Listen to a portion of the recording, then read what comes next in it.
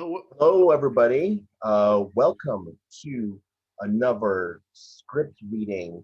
Uh, we are going to be reading episodes, technically three episodes and one, comic book story. But the three episodes are from one of the greatest uh, anime shows ever to grace the TV waves, Batman, the animated series. I'm so excited for this. My name is Curtis, again, I am the host. I will also be playing the role of Batman slash Bruce Wayne. We have Logan playing the Joker, reprising his role from the Mask of the Phantasm reading. We also got Jessica as Harley Quinn, Jeannie, and our main scene description. We got George as Alfred and the Penguin and some other roles. We got Travis as Commissioner Gordon. We have Hunter as Two-Face and other miscellaneous roles. We got Anne as Poison Ivy and Barbara Gordon in other roles. We have Johnny as Mr. Freeze. We have Jeremy as Killer Croc. And we have Jennifer as Catwoman and Summer Gleason. Now, we're going to be reading three episodes from the show and finish it off with a story that's not an episode of the show, but it's one of the greatest Batman stories. We'll start off with Art of Ice, then we will get into Almost Got Him. After that, we'll get into Mad Love, and then we'll finish it off with The Killing Joke, written by Alan Moore. So, without further ado, Jessica, why don't you start us off?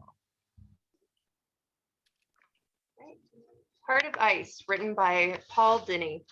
We open on snowfall as the camera pulls back to reveal a figure of a beautiful ballerina dancing in a snow globe. We then hear a sinister, cold voice speak as it watches the snow globe. This is Mr. Freeze. This is how I'll always remember you. Surrounded by winter, forever young, forever beautiful. Rest well, my love. The monster who took you from me will soon learn that revenge is a dish best served cold. Freeze's goggles glow a murderous red as he says this. Cut to news report on TV. Gotham City news reporter Summer Gleason is out somewhere in Gotham City delivering a story to a broadcast.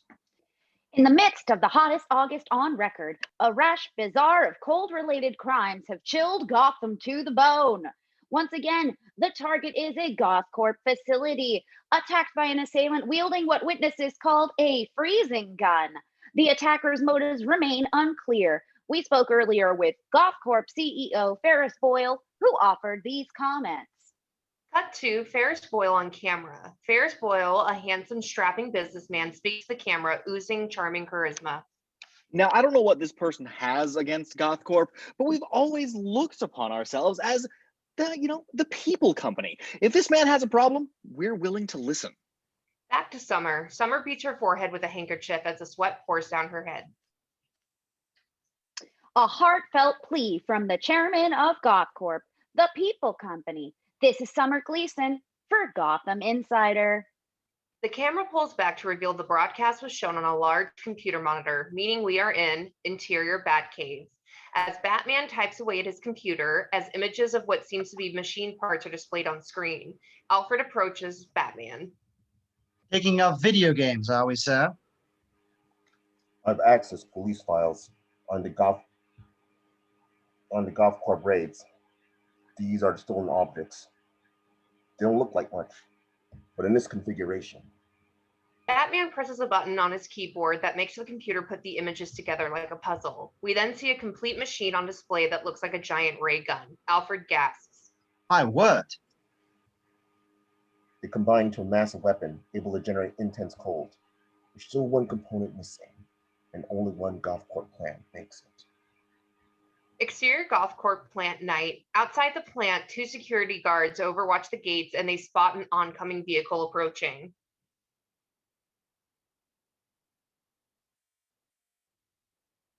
Halt, stay where you are. The vehicle comes closer as it's revealed to be a large truck about to ram through the gates. The security guards hump out of the way. Look out! The truck continues to drive into the plant as the security guards watch. Suddenly, another pair of high beams spotlight the security guards as the two of them see another vehicle approach their way. It is the Batmobile. The Batmobile races into the plant with the guards, quickly moving out of the way. The Batmobile is on the truck's tail as, in the truck, a henchman driver sees the Batmobile tailing him in the rearview mirror. We got company. Keep your mind on your business. I'll handle this. Mr. Freeze gets up from his seat, grabs his freeze gun, and pokes it through the window of the back door of the truck. Freeze activates his gun, projecting freezing beams on the road, causing the Batmobile to skid. In the Batmobile, Batman fights to take control of the vehicle's steering. Batman presses a button that unleashes a grappling hook from the back of the vehicle that swings and grips tight around a nearby pole. Batman uses this as brakes, as the Batmobile skids to a wall and crashes. Gothcorp plant. Mr. Freeze's truck approaches a closed garage gate. The top hatch of the truck opens as Freeze pokes his freezing gun through and uses the gun to freeze the garage door into solid ice. Once the door freezes, the truck drives and breaks through into the garage. Interior Gothcorp plant garage. The truck comes to an immediate stop as an alarm goes off. The back doors open as Freeze is the first to jump out. He starts to give commands to his henchmen. Load those canisters and hurry. The henchmen do as they are told. Meanwhile, Batman jumps out of the Batmobile and heads towards the garage. Security guards look through a window with guns drawn as they see Mr. Freeze's henchmen loading some canisters into the truck. But just as they are about to open the door from their booth and stop the henchmen, Freeze freezes the door with his freeze gun. He then turns to his henchmen. Are you done? The henchmen are finishing up loading the truck. All set. But just then, Batman appears on top of the truck and lifts up henchman number 2. The other henchmen gasp. The Batman! Put me down. Batman does so as he tosses henchman number 2 to the other side of the room. Batman drives down and does a spinning low kick, knocking the other henchmen off their feet. He then points towards Mr. Freeze. Freeze. That's Mr. Freeze to you. Freeze points his freeze gun towards Batman. Batman tosses a batarang at Freeze, but Freeze uses the gun to freeze it, making it fall and shatter to pieces. This is a personal vendetta. Doesn't concern you. It's my concern now. Since you ally yourself with my enemies, you leave me no choice. Freeze aims his gun at Batman and shoots his freeze rays at him. Batman dodge rolls out of the way. As Freeze continues to shoot at Batman, the Cape Crusader fires his grappling hook and swings away from the rays. As Freeze tries to shoot bats, the freeze ray hits the feet of one of his henchmen. As the henchmen fall to the ground, Johnny! Batman swings onto a nearby catwalk, but Freeze freezes it, causing the catwalk to collapse and Batman to fall through. Freeze points his freeze gun at Batman as the Dark Knight uses his cape to shield himself from the cold. Meanwhile, a couple of other henchmen gather around Johnny, the henchman with the frozen legs. Johnny shudders as he is freezing. Take it easy, man. I got you. Leave him. He should have been more careful. Now he's paid the price for his incompetence. But he's one of us. And perhaps you'd like to share his fate? Freeze points his gun at his henchmen as they reluctantly decide to follow orders and head into the truck. Johnny is in heartbroken disbelief as he sees his comrades abandon him. Don't leave me, please. Johnny tries to crawl his way towards the van as Freeze watches, but the doors shut on poor Johnny as the truck pulls away. Please, come back. As the truck drives away, Batman breaks free from the ice surrounding him and charades towards the truck. Help, please. Cold. Cold. Batman looks back and forth between the frozen henchman and Freeze's truck driving away as he knows what he must do. Fade in, interior Batcave night. Alfred goes up an escalator and sees Johnny the henchman at rest floating inside a tank of heated water as his legs defrost. I must say, you're showing a surprising amount of compassion for that man, considering he would surely have left you to die in his place. Batman activates the machine that reheats the tank. Alfred notices that Batman is catching some of the sniffles. With all the compartments on your belt, you'd think there'd be one for tissues. Alfred hands Batman a handkerchief. Thanks. Batman takes the handkerchief and blows his nose into it. Just then, an alarm on Batman's machine goes off. Batman turns and notices Johnny's legs are finally being unfrozen, and as the ice thaws, his legs start to move a little. He's pulling through. The hot chemical bath did the trick. You could use a hot bath yourself. Batman sniffles. I can't worry about a cold right now. After Batman drops our unconscious guests at police headquarters, Bruce Wayne has got a meeting with Mr. Ferris Boyle. Interior Gothcorp building, Ferris's office day. Bruce Wayne, it's been forever. How you been? Still the terror of the Gotham night scene? Ferris goes over to Bruce Wayne to greet him and shake his hand. Bruce coughs. I get around. Speaking of terror, what's this about someone causing trouble for Gothcorp? You got me. Some fruitcake has it out for my company. I don't know why. Maybe it's an investor who lost money. One angry ex-employee. Bruce continues to cough. There's only one man who'd hate Gothcorp that much, if he were alive. Ooh. Yeah, one of our scientists, an obsessed wacko. He was caught using company equipment for personal reasons. I had to send my security men in. There was a fight, an explosion. We lost him. What was he doing? Wasting company money. My money. Look, Bruce, that people company line is great PR. But when the wage slaves start acting like they own the place, it's time to pull the plug. You know what I mean? An intercom buzzes.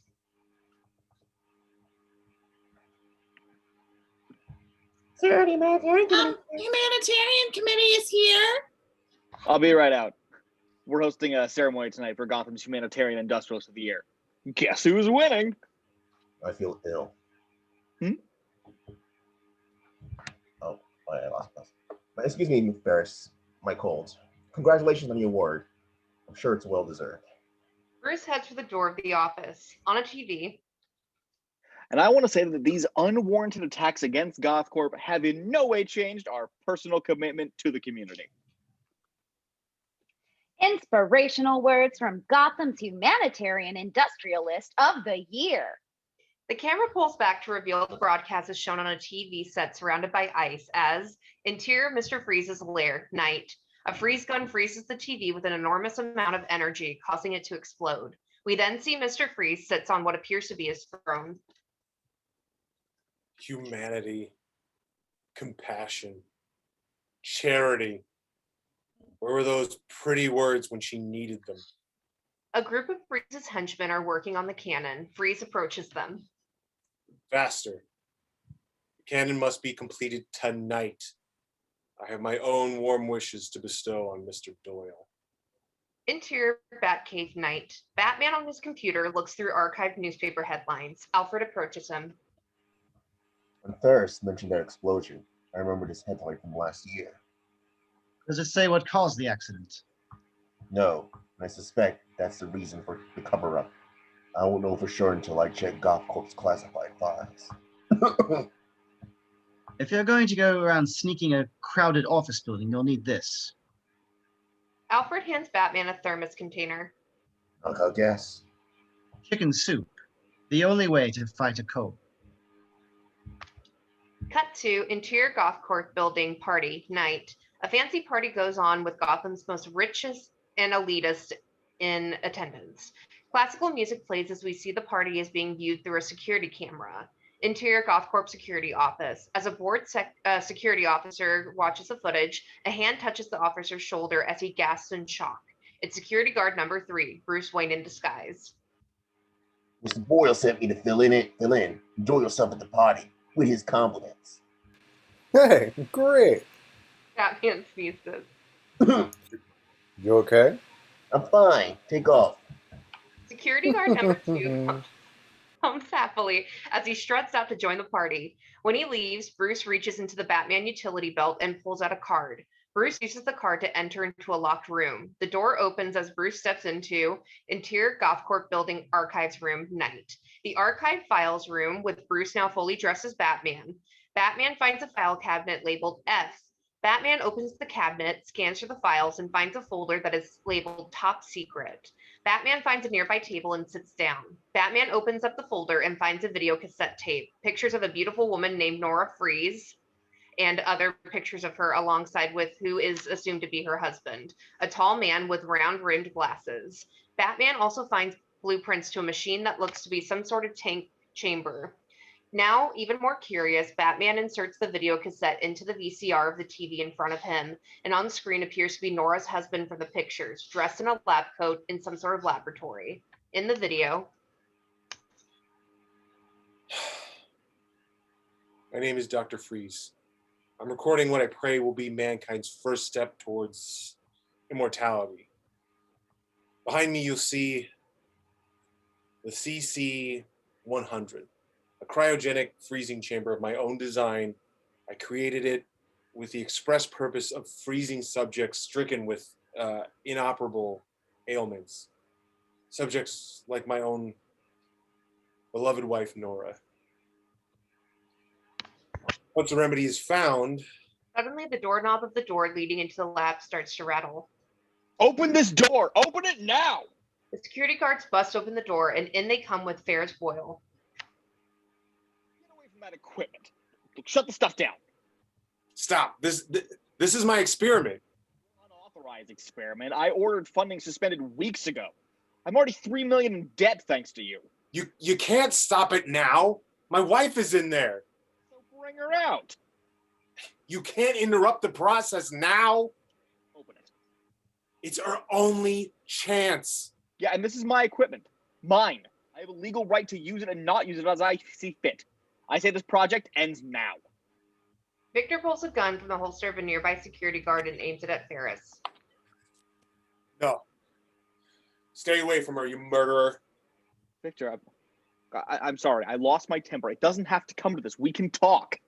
Ferris suddenly kicks Victor into a table of various chemicals as gas from them start to engulf the room. Okay. Get out! Get out!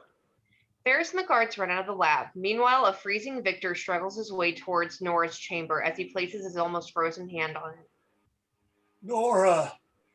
Nora! The video ends as static engulfs the screen. My God. Mr. Freeze appears behind Batman at the doorway as Batman turns around. Yes. It would move me to tears. If I still had tears to shed. Freeze fires his freeze gun at Batman. Cut to interior golf court building basement night.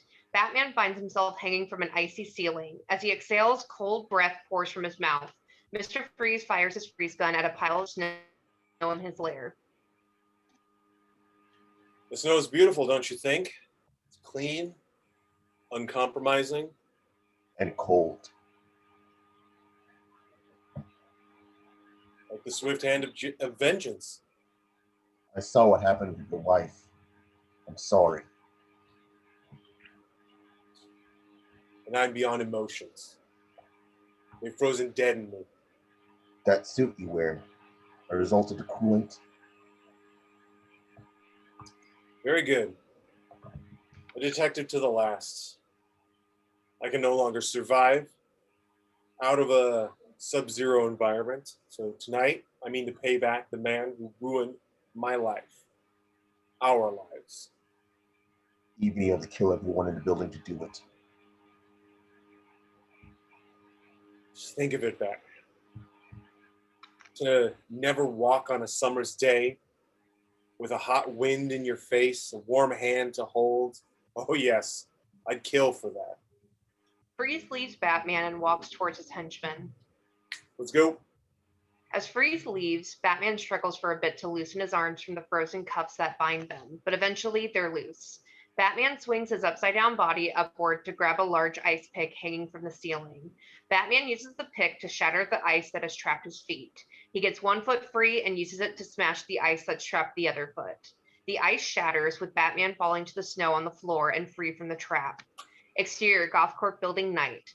Partygoers have their vehicles parked in front of the building as they enter to enjoy the party. Suddenly, a valet in front of the building sees Mr. Freeze's truck pulling up aggressively as Freeze and his henchmen jump out.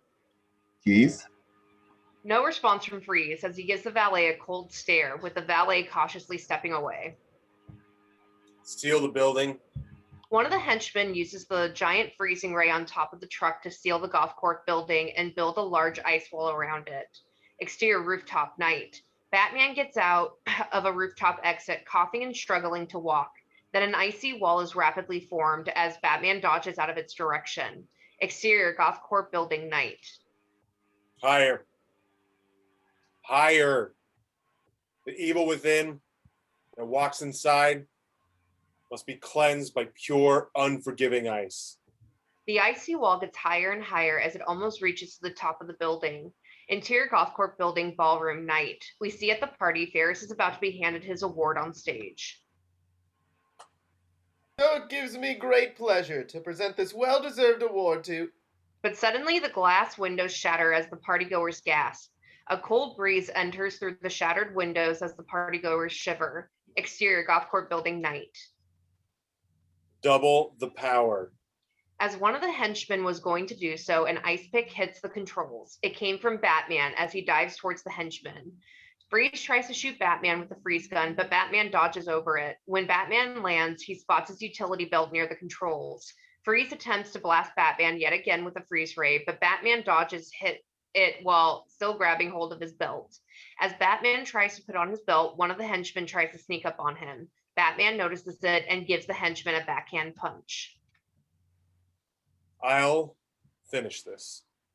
Mr. Freeze heads towards a fire hydrant and breaks it open with his foot. A massive water geyser spouts out as Freeze freezes the geyser with his ray and uses it as jet to elevate to the upper floor of the building. Batman rushes inside. Interior Goth Corp building, ballroom night. As two partygoers attempt to escape out of a frozen door, they see something coming and immediately back away. Incoming is Mr. Freeze as the partygoers gasp and whisper to one another. Freeze then approaches Ferris Bueller. The cold eyes of vengeance are upon you, Boyle. Who are you? Come on now, you surely remember your old colleague, Victor Freeze. Freeze fires his freezing gun at Ferris, working his way from bottom to top. No, please stop. Please, I beg you. You beg?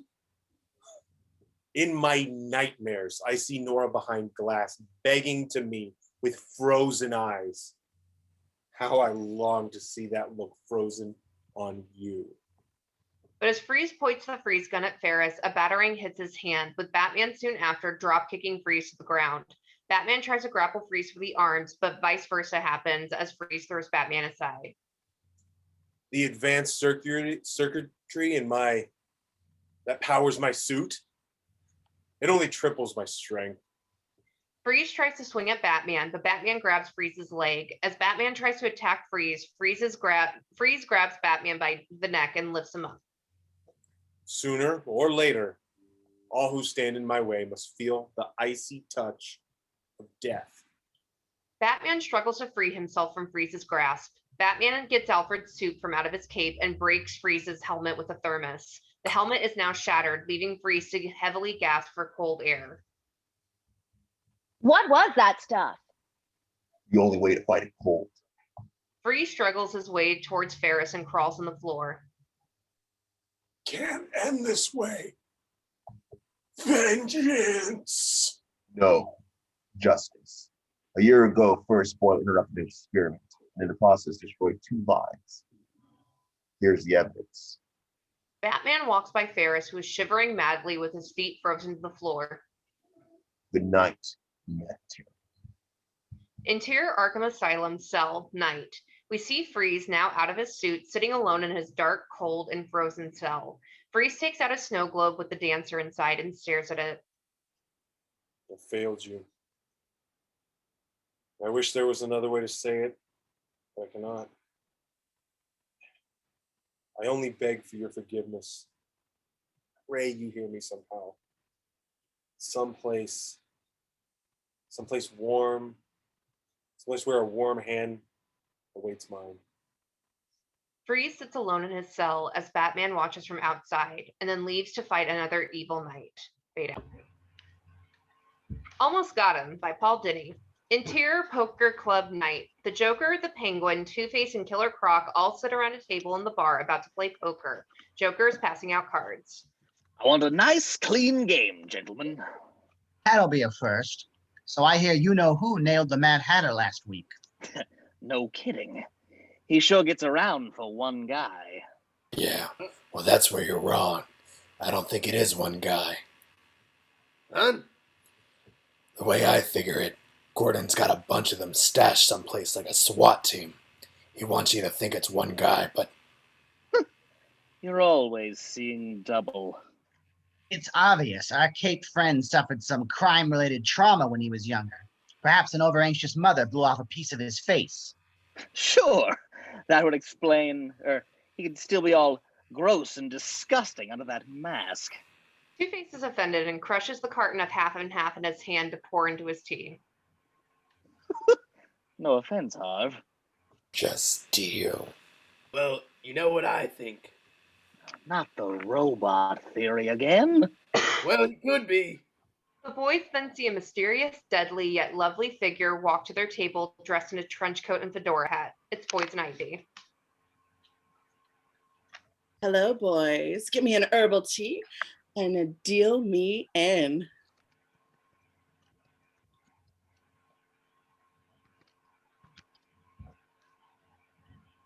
Croc? What's your crop? Graham, lady, this is a private. Before Croc can finish, Ivy sweeps the leg of his chair, causing Croc to fall over. Why you little? Ivy then knees him in the stomach. Grr. Poison Ivy. It's been a long time, Harvey. You're still looking halfway decent. Half of me wants to strangle you, And what does the other half want? to hit you with a truck. We used to date. Ah, what brings such a dainty dove to this dismal den? Running from the law. And Batman too, of course. Of course. Likewise. You got it. Same here. You think one of us would have got him by now? I've come the closest. Are you kidding? I was the only one who nearly... Nobody's come closer to snuffing the Batman than me. In your dreams. Says you. Get out of my face. Joker whistles for them to stop arguing. The matter of fact is, we all have an almost got 'em Batman story. I know mine's the best, but let's hear yours anyway. I'd say ladies first, but since we don't have any, we'll start with you, Pam. All right. This happened last Halloween. I had to reap 1,000 pumpkins to blow out poison ivy gas when they were lit. I knew Batman would show as soon as Gotham started scratching. In fact, I was counting on it. Flashback, exterior pumpkin patch night. The Batmobile arrives at the pumpkin patch. Batman jumps out and starts searching the place. He hears a match being lit and sees Ivy lighting a jack-o'-lantern. Trick or treat. Ivy drops the pumpkin and it explodes, releasing fumes of gas. Batman starts coughing and struggles to cover his mouth. Ivy creeps towards him. It's midnight, darling. Time to unmask. Batman shoves away Ivy as when she stumbles over, she knocks over a light pole. As the lights explode, the patch begins to be inflamed, causing the jack-o'-lanterns to explode and release their gas. Batman tries to run away, but the gas is too much for him as he falls over. Poison. Gas. It's just the darndest thing. I have this natural immunity against poisons, toxins, the pain and suffering of others. Go figure. Bye. Ivy blows Batman a kiss and walks off. Batman presses some buttons on his utility belt, causing the Batmobile to start up and chase after Ivy. Ivy tries to run away from the vehicle and climb up a nearby pole, but the Batmobile crashes into the pole, knocking it over, sending Ivy to the ground. The Batmobile maneuvers back to Batman. He gets a gas mask out of the vehicle and walks towards Ivy. Ivy, in defeat, looks up and sees Batman standing over her, shaking his head. Batman has yet again won this round. Back to present. And that's how I almost got him. With exploding pumpkins? I'd like to hear you do better. Oh, you will. But I'm saving the best for last. Can't be better than mine. There was this time I had just robbed the Gotham Mint for $2 million in $2 bills. Lucky for me, I brought along the 2-ton gang. Flashback, interior Gotham Mint night. Few of Two-Face's thugs stronghold Batman as our hero struggles to escape. They bring him towards Face. Coin says you lose, Batman. Tie him up. And just so you don't get any ideas. Face strips Batman of the utility belt. Batman tries to lunge towards Two-Face, but one of the goons pulls him back and knocks Batman on the back. We'll see how tough you are without your little toys. Two-Face laughs sinisterly. Present. So what happened next? I thought, as long as I have Batman in my mercy, he deserved a 50-50 chance. Flashback. Interior Gotham midnight. We see Batman is tied onto a giant penny. Two-Face approaches him. Here's the deal. The coin lands face down, you'll be squashed flat. It lands face up, I'll just break every bone in your body. Two-Face signals one of his men to start operating a forklift that lifts a ton of gold bricks that, when dropped, will launch the tied-up Batman in the air like a catapult. As Two-Face watches, he reaches into his pocket for his coin, but can't seem to find it.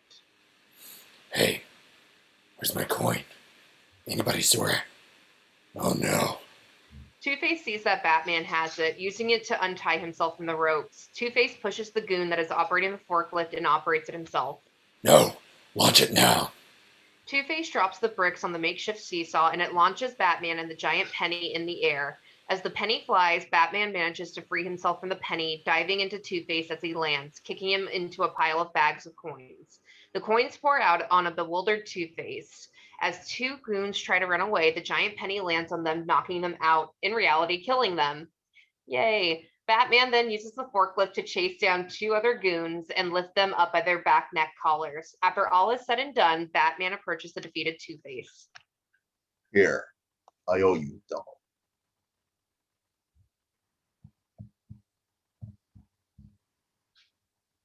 Batman flips him back his coin. Present. If it wasn't for this blessed coin, I would have got him. Gee, that's too bad, Harv. But I guess you'll always come in second. Anybody else want to go? Croc pounds his fist on the table. Me! There I was, holding up in this quarry, when Batman comes nosing around. He was getting closer, closer. And I threw a rock at him. Silent. Nothing but annoyed, disappointed, and confused looks from the fellow members of the Rogues Gallery. Not even Joker is smiling. so, Harvey, what became of the giant penny? It was a big rock. They actually let him keep it. Whose deal is it? Mine.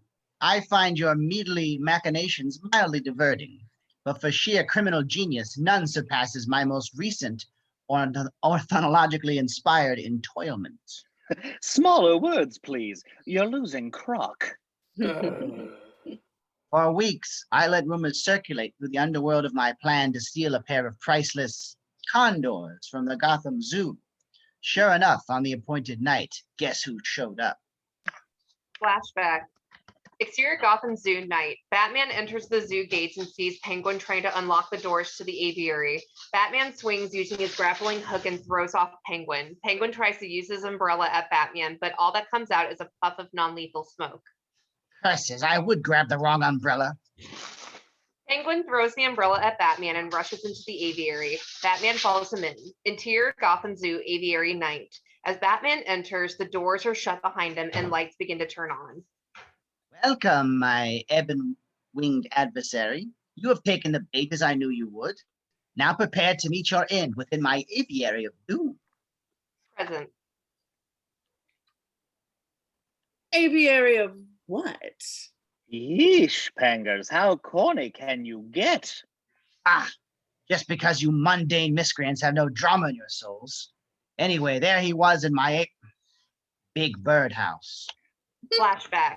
Batman walks through the aviary of doom as a cage above him releases a flock of hummingbirds towards him. Batman turns around and notices. Beautiful, aren't they? Like glittering fragments of the rainbow. Batman starts to run away from them. By the way, that mist I sprayed on you is derived from the nectar these birds drink. It's quite harmless, but their poison-tipped beaks, however, are not. The hummingbirds try to peck at Batman as he tries desperately to swat them away with his cape. A scratch or two will merely slow you down. 3 or 4, and you'll start to get... And after that, well, I wish I could say it was nice knowing you. Batman notices a sprinkler above. He uses his batarang, throws it at the sprinkler, causing it to downpour on the hummingbirds, slowing them down. Oh, well played. Now you'll take a poison antidote from your miraculous belt, and I suggest you do it quickly, before my cassowary's razor-sharp talons bring you asunder. Before Batman can use the antidote from his belt, a giant cassowary attacks him and tries to scratch and peck at him. Batman tries to grab his antidote from the floor, but the giant bird uses its talons to scratch Batman's arms away from it, ripping his glove. The cassowary continues to approach Batman until he notices one of the hummingbirds on the ground. Batman picks one up and uses the beak to inject the cassowary. The bird gives a loud cry and walks away from Batman. Batman notices the penguin on the catwalk above escaping. Exterior Gotham Zoo, outside aviary night. Batman uses an explosive to bust open the doors of the aviary. As he walks out, he notices the penguin escaping and hovering into the air with his umbrella. Present. Naturally, I had flew the coop by the time he escaped. Still, I almost got him. Not even close. You see, the thing you're forgetting is there are all sorts of ways to get someone.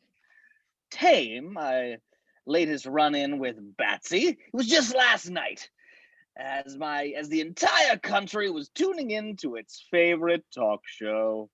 The Joker takes out a miniature TV set and turns it on. Interior late night Gotham live studio set night. We see Harley Quinn on stage giving the opening announcements.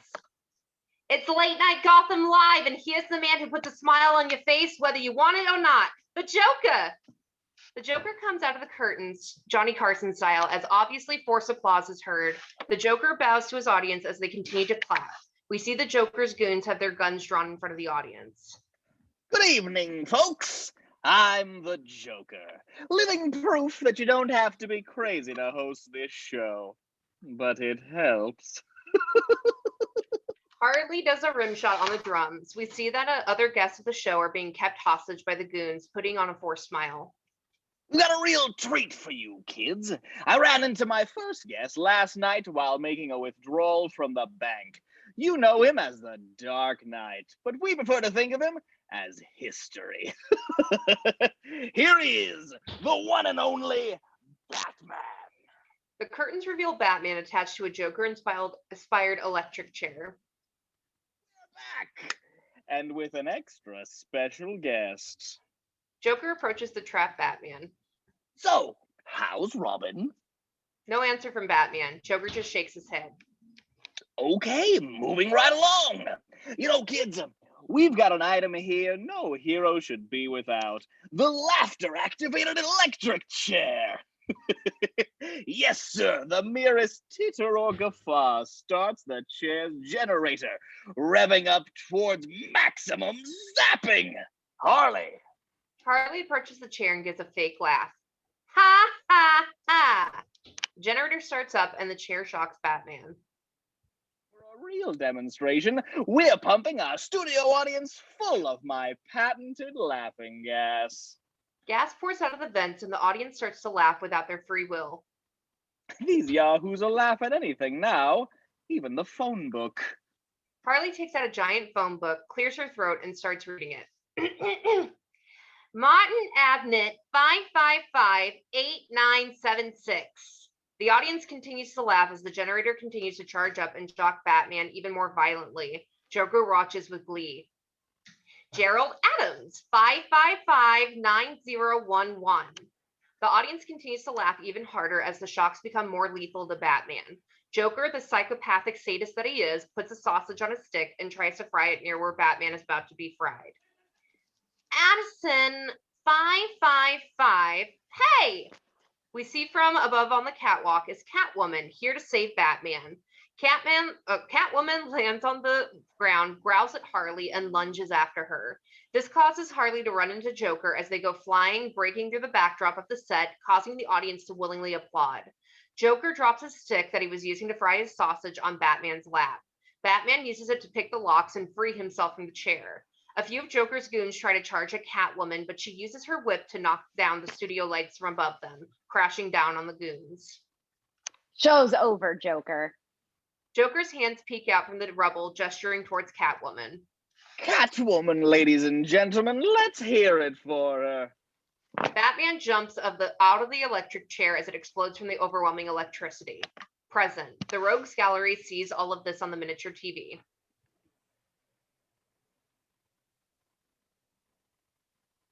Almost got him. Yes, if not for that infatuated feline. Oh, that's the best part. Once the chair went up, I was out of there tutti sweet. Flashback. Interior late night Gotham Live backstage. Joker is running away, but Catwoman catches up to him. She uses her whip to trip and drag Joker towards her. Miss Kitty still wanted to play cat and mouse, never dreaming I still had an ace up my sleeve. Catwoman is then knocked out from behind with a punching gun shot by Harley Quinn. Present. Joker is looking at the cards in his hands. And by golly, speaking of aces, looky here. Joker reveals his hand, which has 4 aces and a signature Joker card. I can't believe his luck. Oh, darn. Ivy throws her cards on the table with disappointment. Penguin grabs the Joker's cards. Let me see those cards. Now, no sore losers. I don't get it. You just knocked out Catwoman and left her? Oh, come on, Crockers. Didn't I say there's more than one way to get someone? Even as I speak, Catwoman is being trussed up at the Pussykins Pet Food Factory. First thing tomorrow, I'm sending a lovely case of cat food to Batman.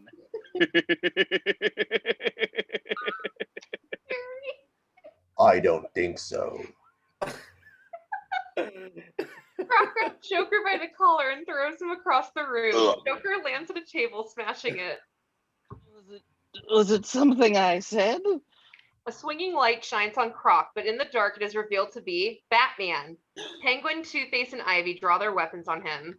Well, an imposter in our midst. Risking everything for your kitty, Batman? You're not getting out of this one. Maybe. Batman snaps his fingers, and all of a sudden, every patron of the bar draws their guns on the villains, revealing to be the cops of the Gotham Police, including Commissioner Gordon and Harvey Bullock. But I'm not bad with traps myself. Interior, Pussykins Pet Food Factory. A bound and gagged Catwoman struggles against her restraints, uttering garbled cries as she's tied to a factory conveyor belt. I had a kitty once. You know, they don't always land on their feet. Catwoman growls angrily into her gag. Look on the bright side. Tomorrow, you'll be feeding hundreds of hungry cats. The fun starts as soon as Mr. J comes back. Don't wait up. Harley gasps as Batman dives from above towards her and Catwoman. Back off, Bats, and say ciao to your girlfriend. Cat chow, that is. Batman stays in place. That's a good little rodent, and just to make sure you don't follow me, Harley starts the conveyor belt, leading the tied-up Catwoman to the slicer. Harley runs off, but Batman catches up to her and lifts her by the collar. Gee, Batman, what are you going to do? Kick me around or save your kitty? You only got time for one. Without letting her go, Batman shuts off the electricity, stopping the cat food machine. Good call. Help! Exterior factory rooftop, night. Batman and Catwoman stand on the rooftop overlooking the police, taking away Harley. Thanks for coming after me. I owed you. Meow. Well, I'd like to think our relationship isn't just restricted to saving each other from freaks and weirdos, and that maybe we'd have a place for each other without Gotham, without the freaks, and maybe even without masks. She leans forward to kiss him. Maybe. Catwoman is distracted by the sound of a siren and turns to see Batman swinging away. Almost got him. Fade out. Batman. Mad Love. Fade in. Interior dentist's office hallway. Commissioner James Gordon slowly shovels down the hallway, very unenthusiastic about the ordeal before him. Stupid, useless waste of time. Interior dentist's office. Gordon enters a shadowy dentist office where the dentist, in semi-shadow himself, is examining x-rays of teeth frozen in macabre grins. Have a seat. I'll be right with you. Gordon glumly settles into the dentist chair. I don't mind saying I really hate these checkups. dentist washes his hands as Gordon continues. If it weren't part of the police physical, I wouldn't be here at all. Oh, come now, Commissioner. What in this miserable world is more beautiful?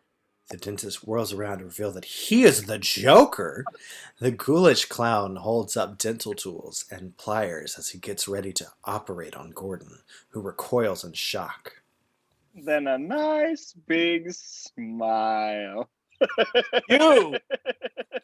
As Gordon starts to leap from the chair, a cartridge fired from an OS pop gun bursts open, binding him to the chair in strong, colorful plastic streamers. Gordon looks over to see Harley Quinn, dressed in a nurse's outfit, coyly standing in the doorway. She holds her smoking pop gun. Naughty, naughty. Jump around like that and Doctor won't give you a lollipop. You little... Anything else Gordon was going to say is cut off by the wad of cotton Harley stuffs into his mouth. As Gordon twists and struggles in the chair, the Joker steps over to examine his patient. Oh my. My, this doesn't look good at all, I'm afraid. The Joker whips up a spinning and very sharp power drill. Oh, that will have to go. The drill inches close to Gordon's sweating brow as the Joker continues to laugh. Suddenly, Batman bursts through the office window, causing the Joker and Harley to spin around in surprise. Batman tosses a pair of grinning chatter teeth. Tosses a pair of grinning chatter teeth with a label reading "To Batman," courtesy of GCPD at the Joker's feet. It was an easy hit, Joker. Sloppy, predictable. You're losing your edge. Excuse me. Batman turns to see Harley standing innocently behind him. Behind Harley is a tank of gas. But the teeth were my idea. Very quickly, Harley pulls up the gas tank's hose and twists the tank's top. So's this. Batman barely has time to cover his face with his cape before the blast of gas hits him. Weakened by the gas, the Dark Knight slumps to the floor as Harley laughs. That's a real gasser, huh, Mr. J? The Joker reaches in and yanks Harley close to him by the ears of her gesture hood. Mine's around here. Got it? Yes, sir. Joker and Harley still leading Harley by one of her ears. Joker hurries out the door as the coughing Batman gets back to his feet. Well, Batsy, it's been a hoot as always, but I really must run. Once out the door, the Joker turns back to toss a ticking Joker face grenade onto Gordon's lap. Keep flossing and watch those in-between meal snacks. Good one. Batman quickly scoops the grenade off Gordon's lap and tosses it out the broken window. Batman shields Gordon's body from the grenade blast from the empty alley below. With the danger past, Batman removes the cotton wad from Gordon's mouth. I really hate these checkups. Interior Joker's hideout night. We are inside the vast warehouse that serves as the Joker's current hideout. In the background, the Joker can be seen intently working away in his loft. Harley skips into the foreground wearing a tasteful nightgown. Joker scribbling away on blueprints at his desk. Harley struts up behind him. She gets no response from the Joker, then playfully scrambles up on his desk. Away, I'm busy. Harley poses like she's on a motorcycle. Oh, come on, Puddin'. Don't you want to rev up your Harley? Vroom, vroom. Joker pushes her off screen. We hear a thud. Oh. Close on Joker as he looks over his plans, Harley's hands enter with a whoopee cushion. She muses his hair with it. Oh, sweetie, I got the whoopee cushion. Joker swats the whoopee cushion away. Then he jumps to his feet and paces angrily. Man was right. That setup today was corny. Old hat. Time I capped off our feud with his ultimate humiliation. Joker returns to his table and starts to look over his stack of plans. Harley peeks over his shoulder. followed by his deliciously delirious death. Why don't you just shoot him? The Joker's eyes pop wide with shock at this. Just shoot him? He slowly turns toward the nervous Harley, who backs up. Know this, my sweet. The death of Batman must be nothing less than a masterpiece. The triumph of my sheer comic genius. The Joker squirts a jet of acid from his flower. Harley ducks under it. Ridiculous mask and gadgets. Harley looks off camera, and we pan to show the acid eating away the face of a nearby life-size Batman dummy. Joker is turned back to his desk when he notices a paper that has fallen to the floor. He beams as he picks it up. Hold the phone. Close on Joker, showing the plan he's looking at. On it, we see a cartoonish Batman dropped into a tank of piranha fish. A photo of one of the fishes is clipped to the plan as well. Here's one I forgot. The death of 1,000 smiles. Joker gleefully acts out his plot.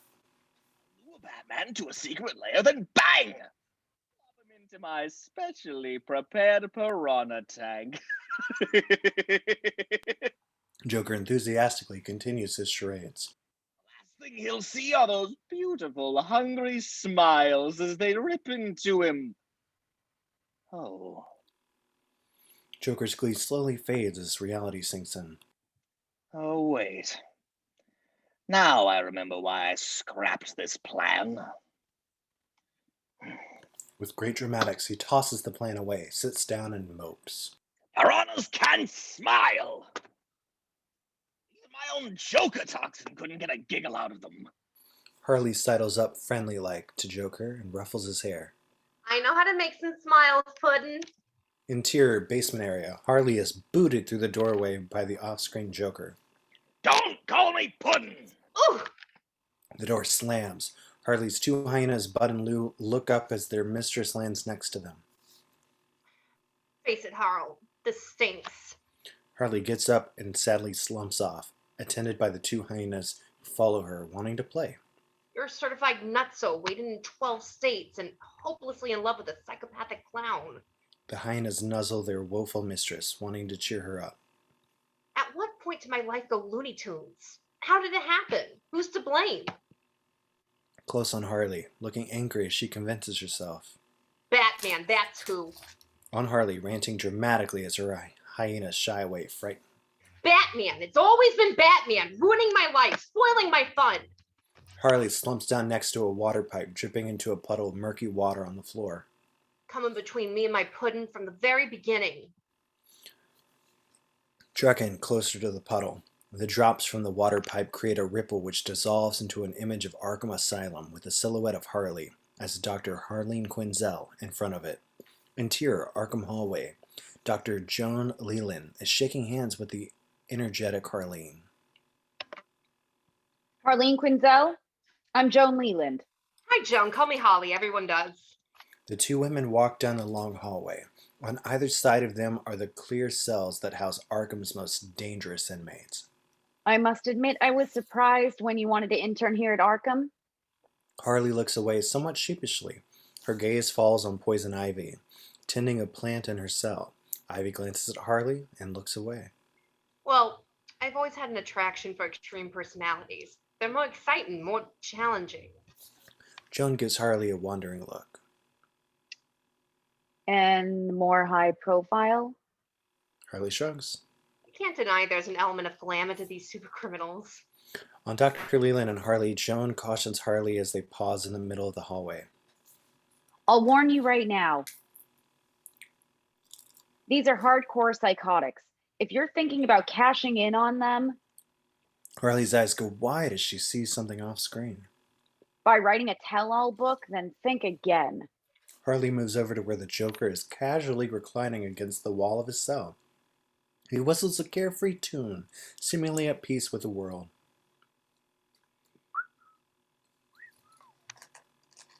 They'd eat a novice like you for breakfast.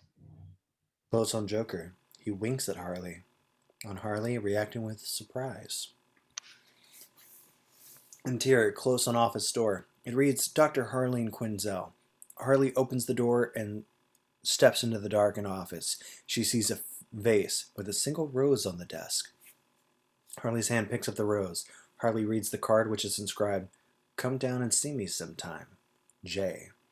Close on Harley, she sniffs the rose and smiles thoughtfully. How did he get that to her? Interior Arkham on Joker. As seen through the glass of his cell, he reclines comfortably on his cot. Harley's hand holds up the card for him to see. Care to tell me how this got in my office? Why, put it there. Harley calmly returning the Joker's casual attitude. I think the gods would be interested to know you've been out of your cell.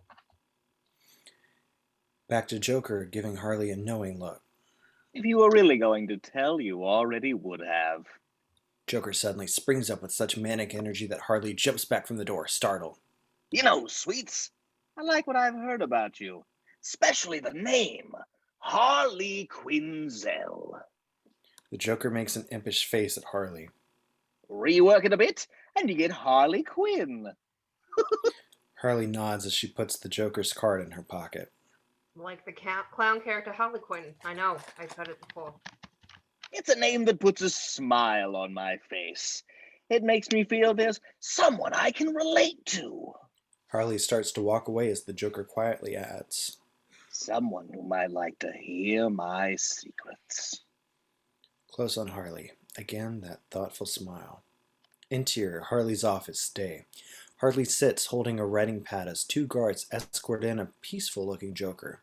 He reclines calmly on the couch as the guards exit. It took me nearly 3 months to set up a session. I studied all his tricks and gimmicks, and I felt I was ready for anything.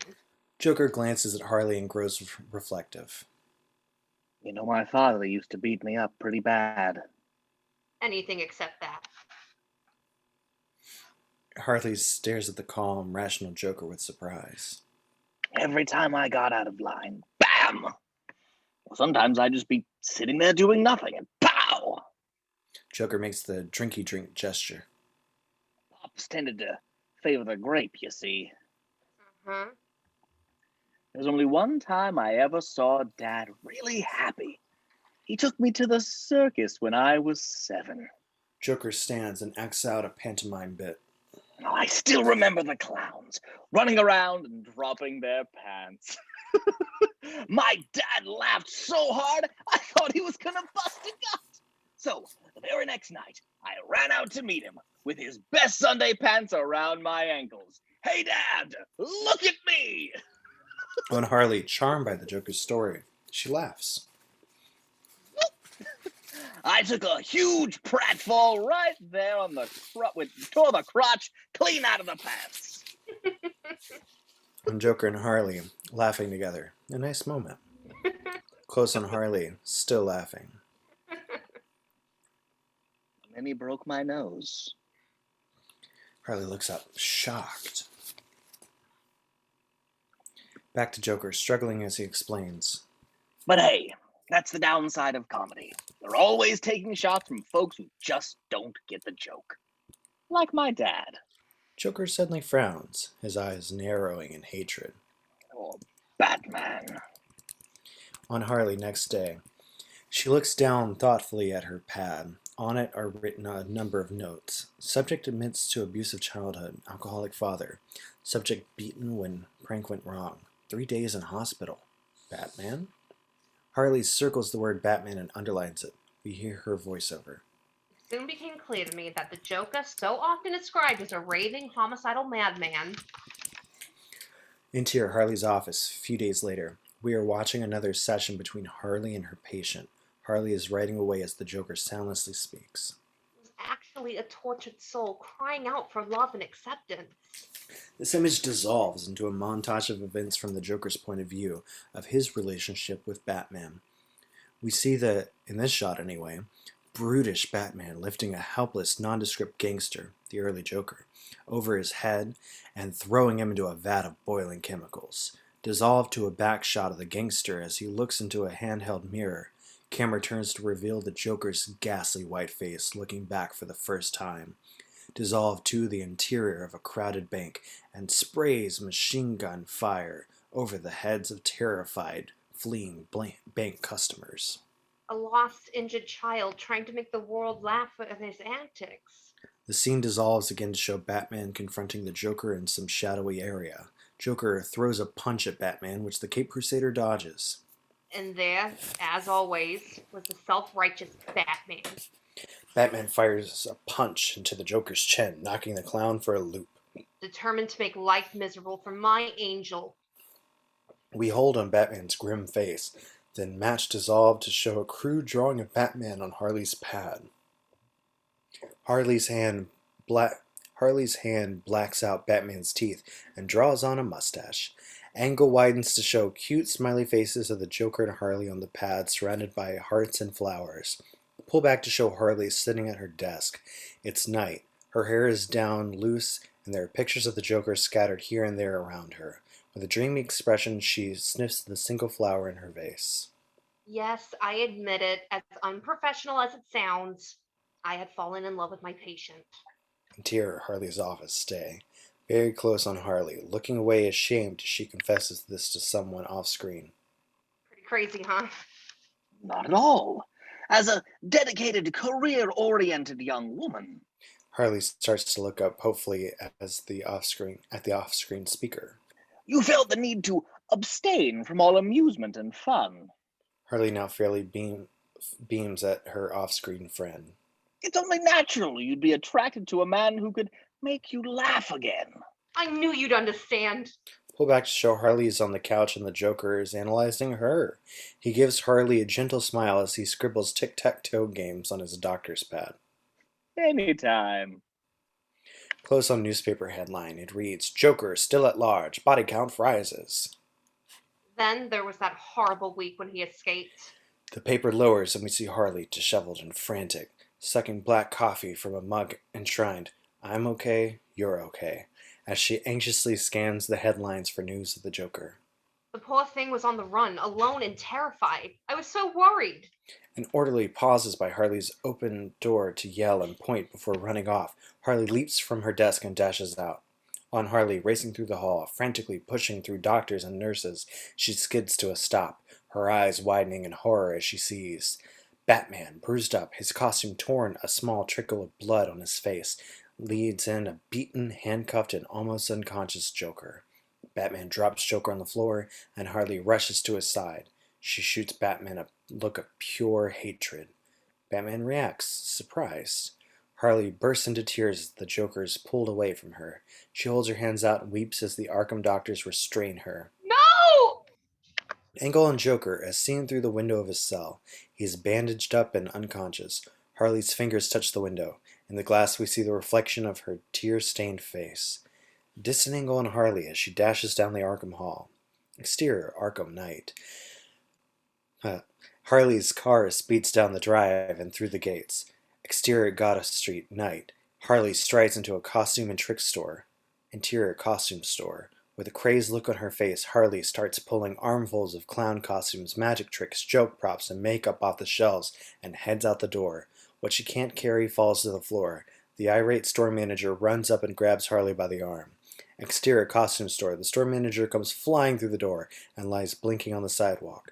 Harley strides out of the shop, her arms filled. Exterior, Arkham night. Harley's car speeds back in. Interior, Arkham Joker's cell. The Joker looks up to see the shadow of a woman in a jester's costume, sticking something on his cell door. On the cell door, it explodes! Harley, now dressed in her usual Harley Quinn outfit, bounds in and poses with her pop gun. Knock, knock, Puddin'. Say hello to your new, improved Harley Quinn. Exterior, Arkham.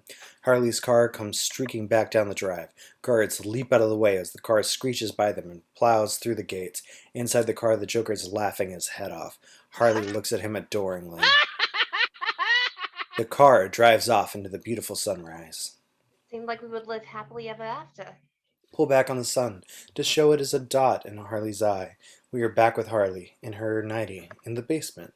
The hyenas are cuddled next to her.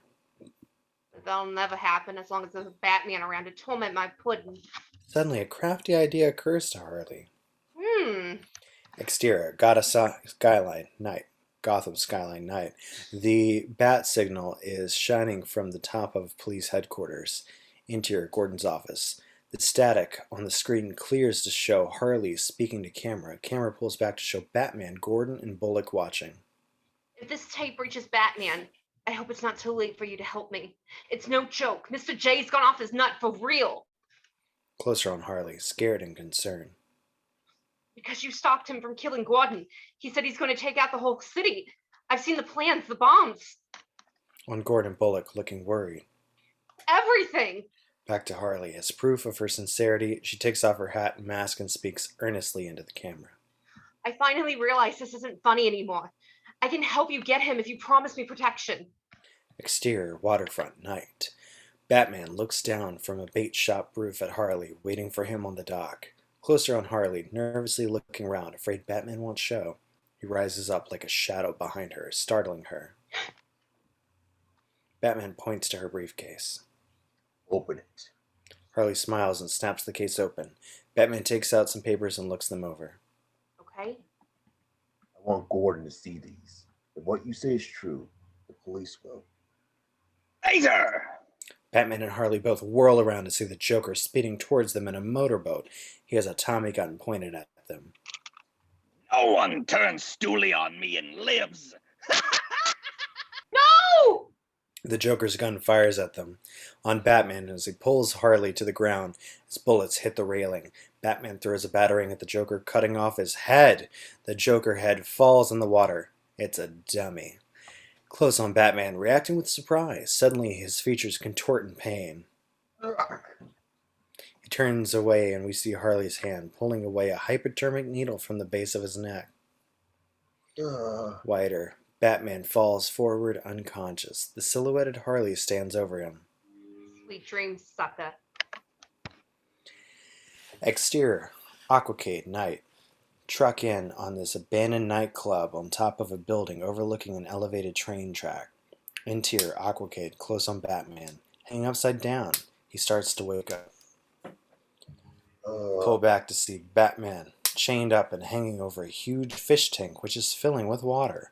A number of piranha fish are swimming around hungrily beneath him. Nearby, Harley, in full costume, sits at the bar and drinks a soda pop as she consults her plans. Gwen. You're awake, finally. Joker. Harley casually takes a sip of her soda as she looks at Batman. It's just me, B-Man. No Joker, no gas bombs, no city in peril. Just you, that tank, and me. Why?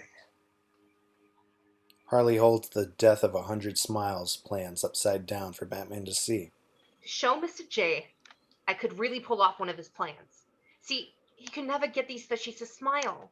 On Batman and Harley, Harley explains her loopy plan to her prisoner.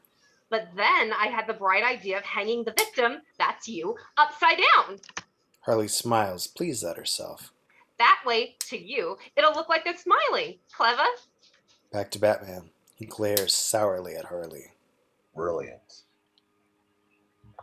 On Harley, she shrugs as she struts away from the tank. Yeah, I can tell you're less than thrilled. You know, for what it's worth, I actually enjoyed some of our romps. But there comes a time when a gal wants more. Harley smiles wistfully. And now, all this gal wants is to settle down with her loving sweetheart. Back to Batman, looking truly surprised. You and the Joker? Right-a-rooney! On Batman silhouetted from behind. We can't see him laugh, but Harley does through the tank. She's shocked.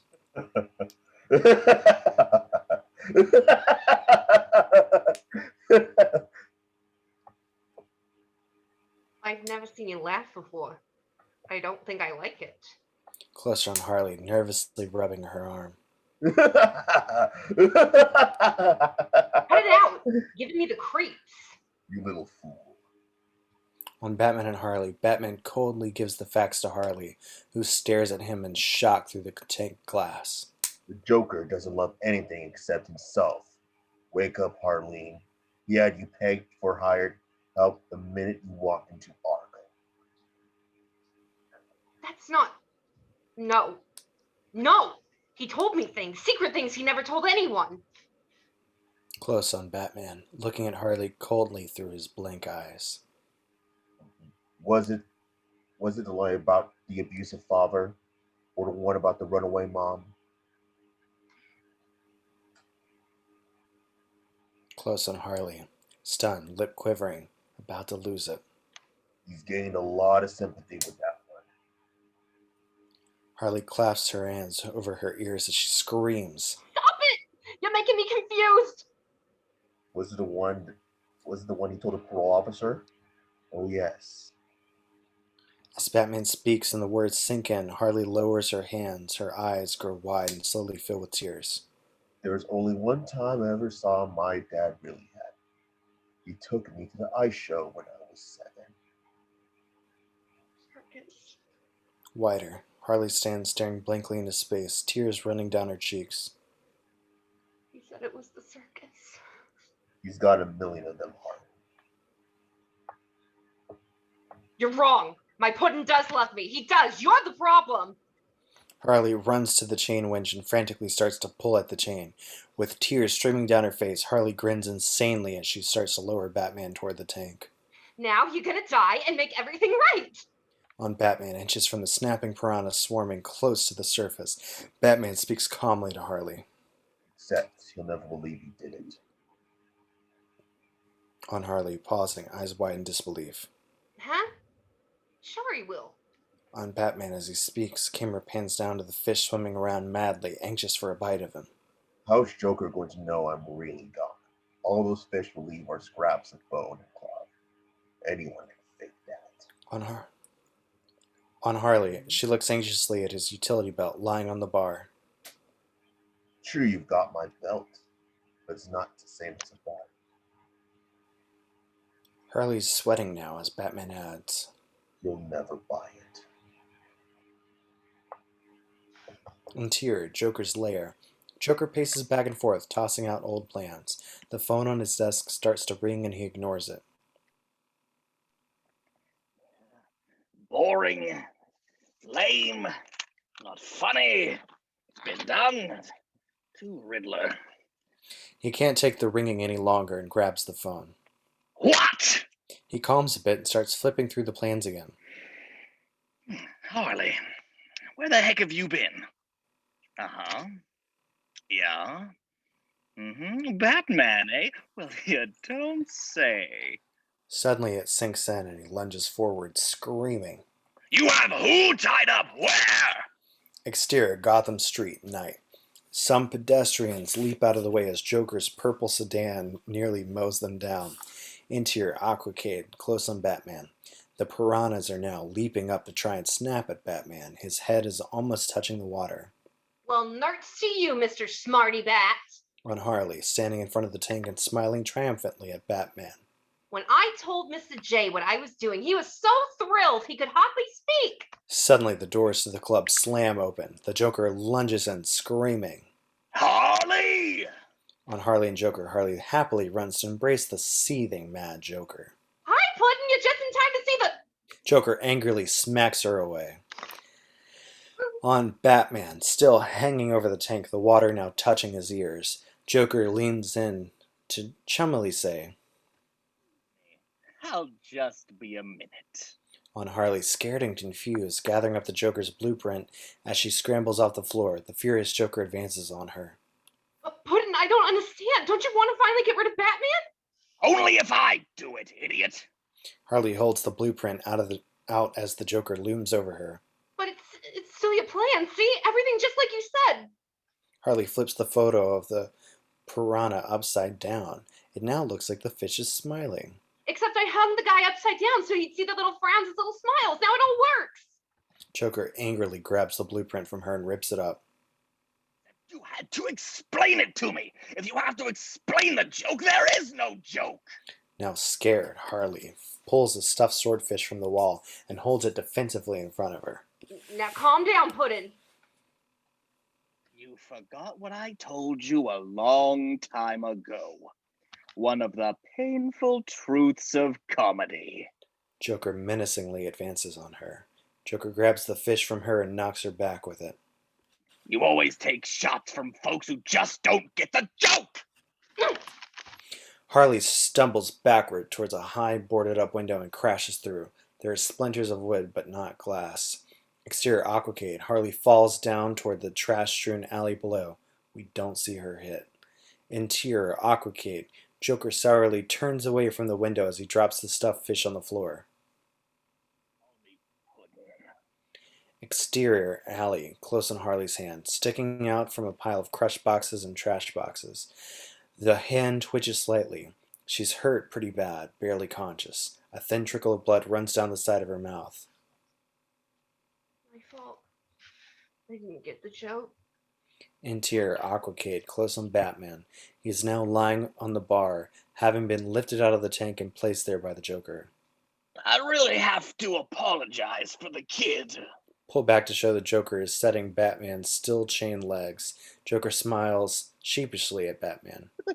No respect for tradition. Let's just pretend the whole thing never happened and do this another time.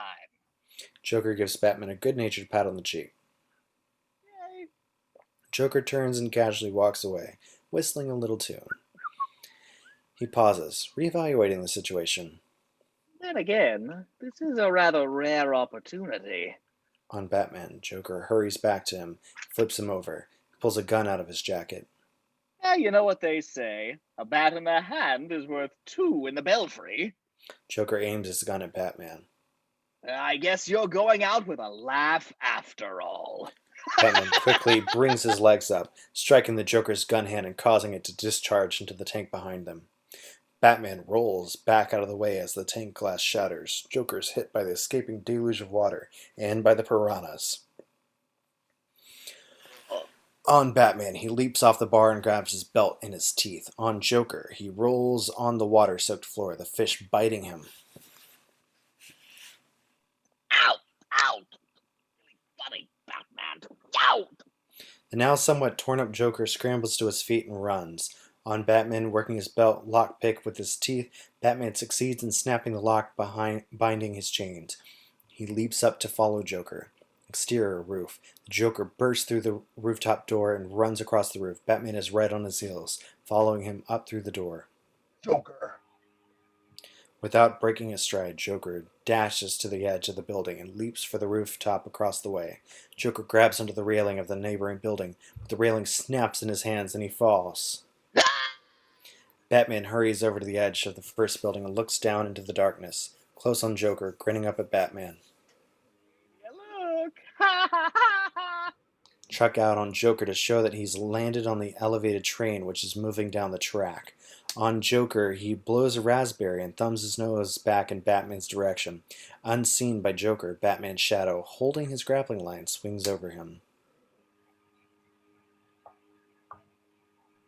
She almost had me, you know. Angle widens as Joker turns to see Batman behind him. Arms and legs chained, dizzy from the blood draining to my head. I had no way out other than convincing her to call you. Joker and Batman cautiously circle each other. Joker's scowl grows more insane as Batman needles him. I knew your massive ego would never allow anyone else the honor of killing me. Batman stops circling and calmly folds his arms. Though I have to admit, she came a lot closer than you ever did. Close on Batman, a cold half smile. Put in. Joker snaps. With a roar of insane rage, he leaps for Batman. Batman is ready for him, and the two enemies go at it, fighting back and forth across the top of the train. Joker punches Batman, knocking him down. With a few kicks, Joker sends Batman rolling across the top of the train. Batman goes over but hangs on with one hand. Joker pulls a knife and makes ready to slash Batman's hand. Batman swings up and knocks Joker back. Joker is staggered but doesn't go down. Before Batman can completely rise, Joker is lunging towards him with his knife. Batman puts everything he has into one big punch. Joker goes flying off the edge of the train. Joker falls down toward a smoking factory smokestack far below. Joker vanishes into the smokestack. On Batman on the train, he looks back at the factory. Dissolved to interior Arkham Rec Room. A few inmates are watching a female reporter on TV.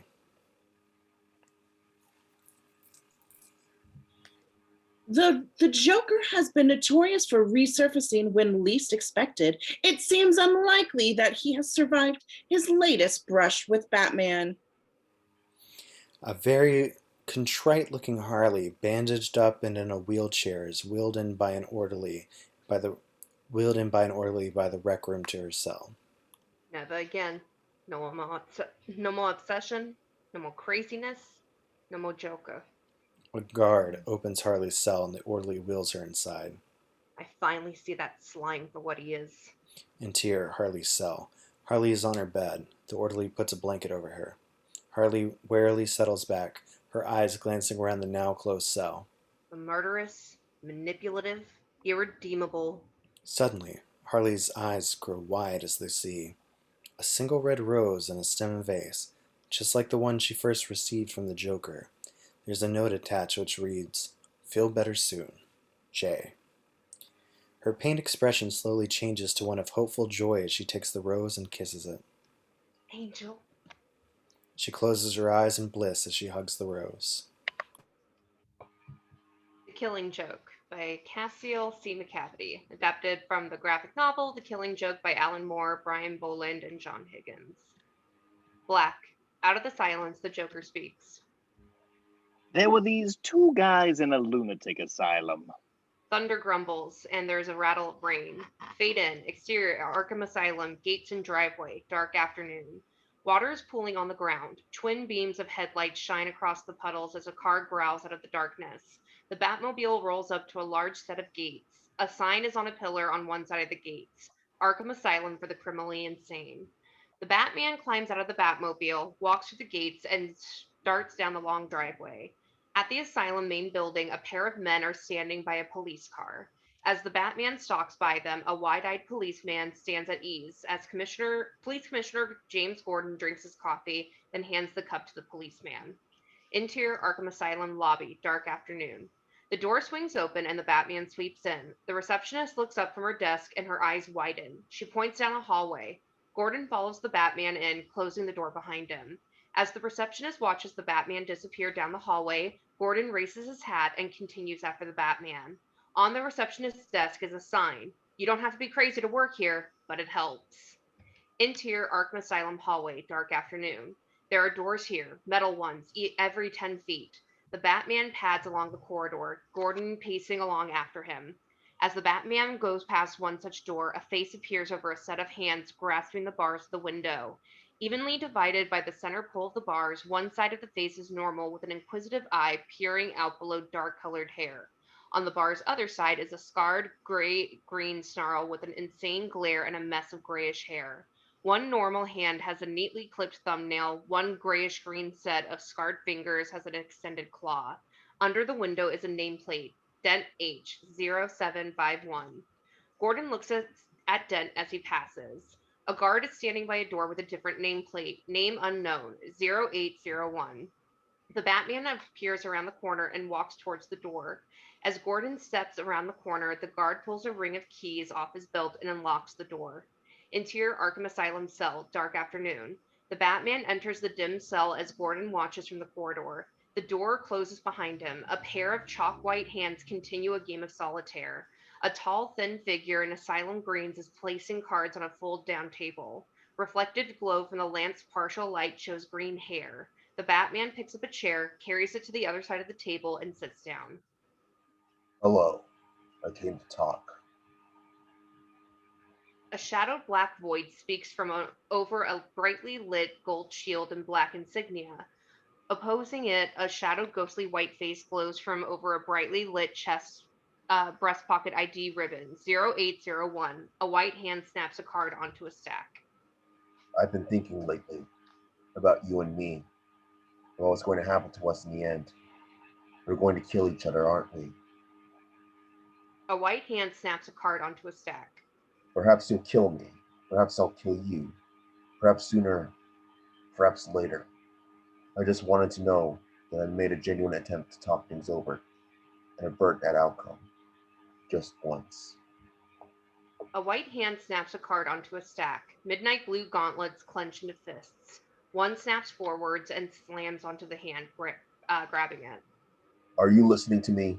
It's life and death that I'm discussing here. Maybe my death, maybe yours.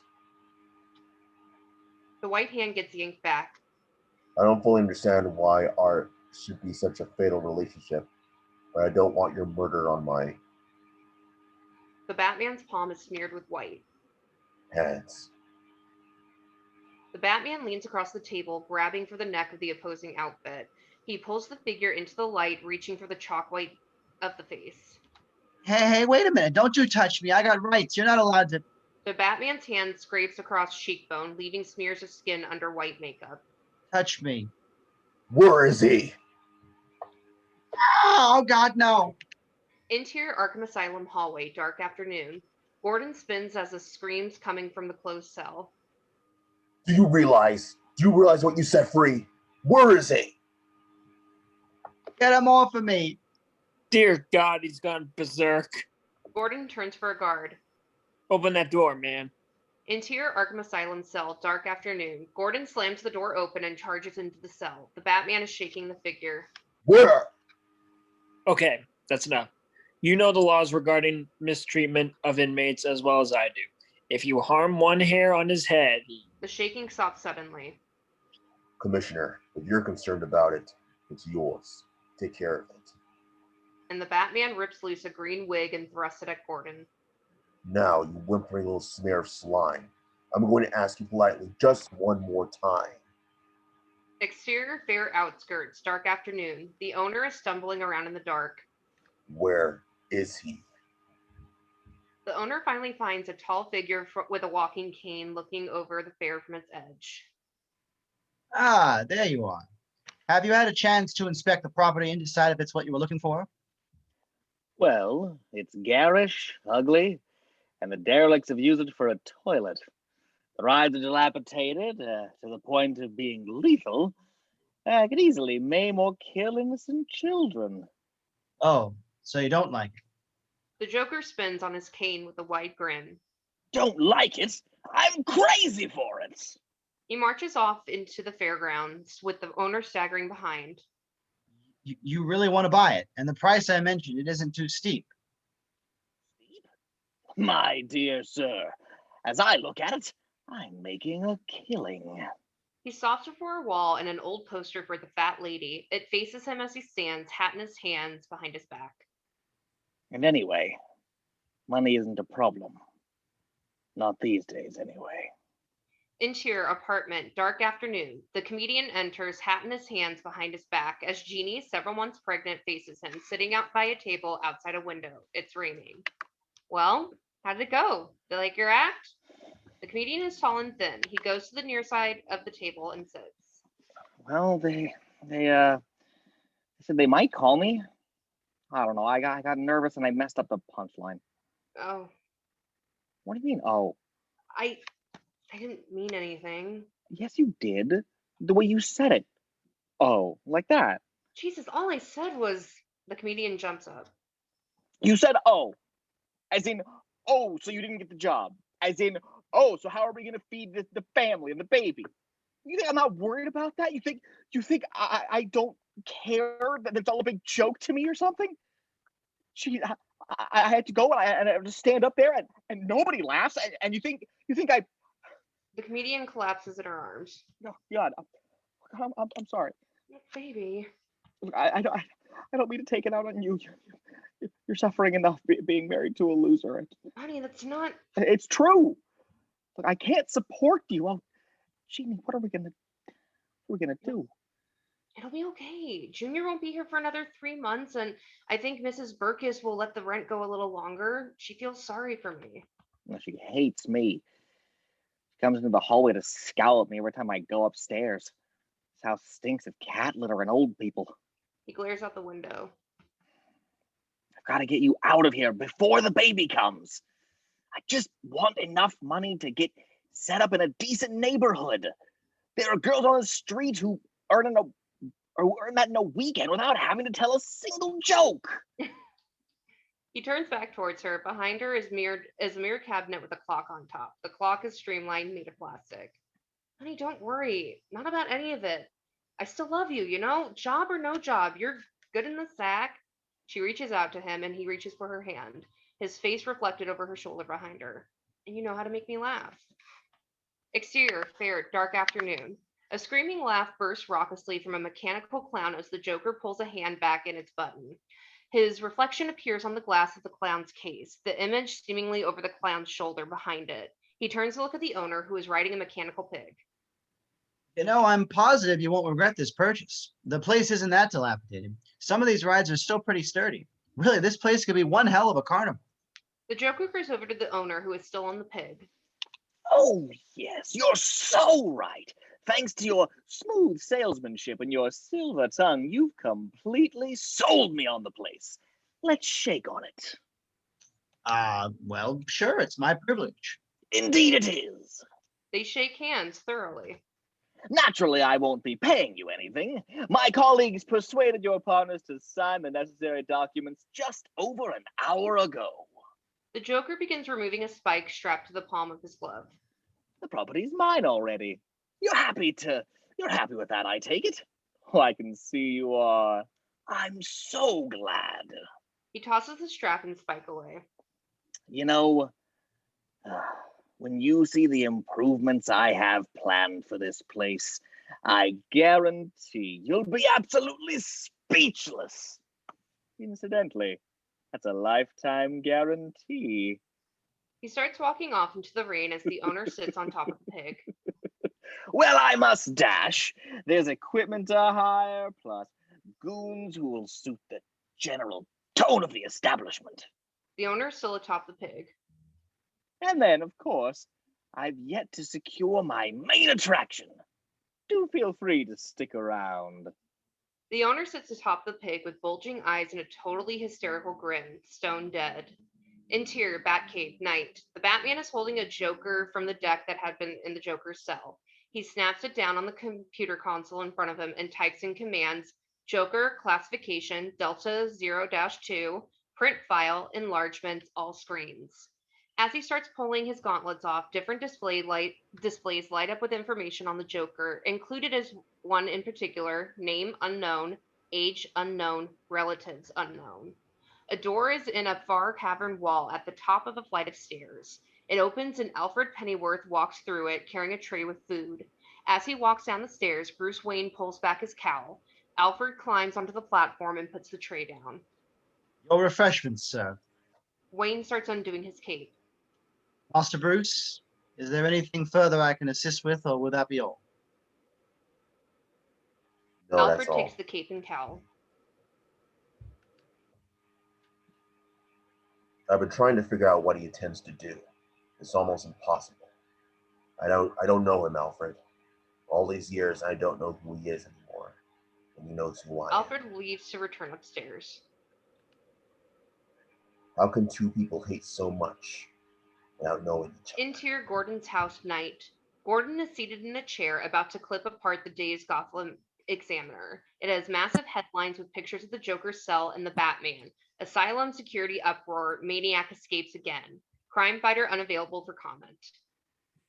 I hate it whenever we jail him. I think, please God, keep him there. Then he escapes and we all sit around hoping he won't do anything too awful this time. I hate it. Barbara Gordon enters, carrying a tray with a pair of mugs. Dad, just once, can you leave your work at the office and relax? I made you cocoa. As Gordon keeps cutting, she puts the tray down on the glass table in front of Gordon, next to a book of newspaper clippings. Thank you, sweetheart.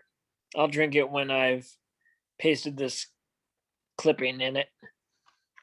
You know, I found that Catwoman scrapbook you said was missing. It was behind the wardrobe. Someday you ought to let me work out a paper filing system like we used to at the library. Gordon grunts as he smears paste on the back of the clipping and puts it in the book. Look, you use too much paste. This is all smudging under the edges of the clipping. You're gonna get it on your pants. Barbara, you're just fussier than your mother. What? There was a thumping noise. Was that the door? Robert turns to go to the door. Yeah, it'll be Colleen from across the street. Tonight's our yoga class. Come on, Dad. Company! Put your scrapbooks away. Gordon is at the front of the book with an old clipping of the Batman and the Joker with headlines: Bat guard vigilante critically injures murderer, disfigured homicidal maniac in hospital. Hey, look at this one. First time they met. Now, what year was that? Barbara turns from the door. Well, I remember you describing the white face and the green hair to me when I was a kid. It scared the hell out of me. I thought you'd be interested in, Yeah, And- well, I had some pretty interesting nightmares. Barbara opens the door and sees a trio of men standing outside. In the center, with a large caliber double-barreled revolver, is the Joker. He fires the revolver into Barbara's midsection, flame gushing from the side barrel. As Gordon looks up at the explosion, Barbara staggers back and falls through the table. Gordon sees the blood and starts checking her condition as the Joker and his men enter the room and close the door. Barb, Oh, please don't worry. It's a psychological complaint common amongst ex-librarians. You see, she thinks she's a coffee table edition. The Joker is wearing tennis shoes with red socks, baggy purple shorts, a green and white Hawaiian shirt, his purple hat, and a camera around his neck. He pours himself some wine from the bar. Mind you, I can't say much for the volume's condition. I mean, there's a hole in the jacket and the spine appears to be damaged. Gordon looks up, grabs for the scissors, starts for the Joker. you scum my daughter out. The Joker's assistants smash him to a stop and start beating him up. Frankly, she won't be walking off the shelves in that state of repair. In fact, the idea of her walking anywhere seems increasingly remote. But then, that's always a problem with softbacks. The assistants finish subduing Gordon. God, these literary discussions are so dry. When you finish with the old boy, you know where to take him. And please, do be careful. After all, he is topping the bill. The assistants start carrying Gordon out as the Joker starts getting his camera ready. You know, it's such a shame you'll miss your father's debut, Mrs. Gordon. Sadly, our venue wasn't built with the disabled in mind. But don't worry, I'll take some snapshots to remind him of you. The Joker starts unbuttoning her shirt. What are you doing this? To prove a point. The Joker salutes, holding up the glass.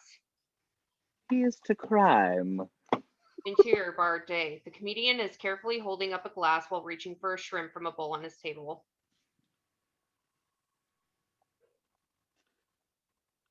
You see, I have to prove myself as a husband and as a father. I mean, well, I wouldn't be doing this sort of thing if it wasn't something important.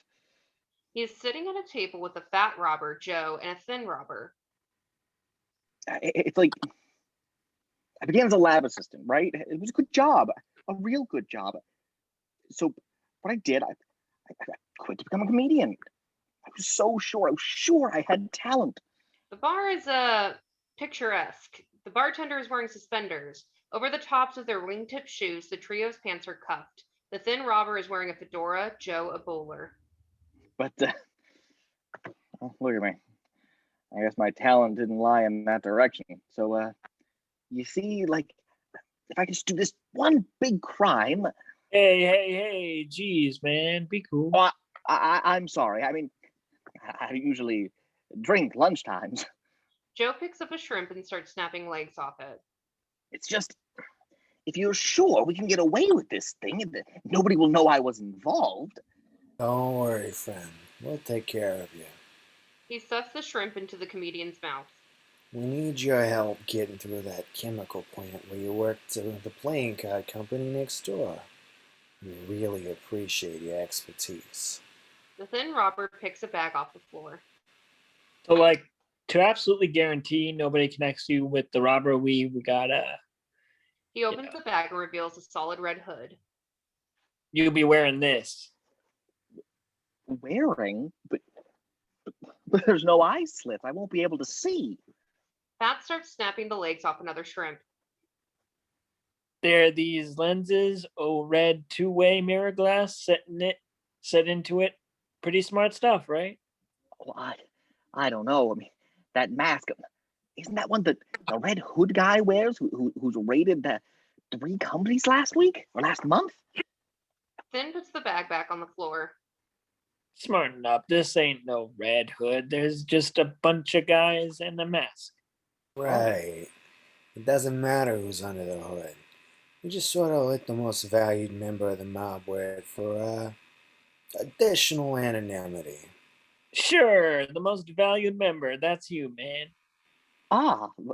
Look, really, I don't know. That chemical plant's so grim and ugly.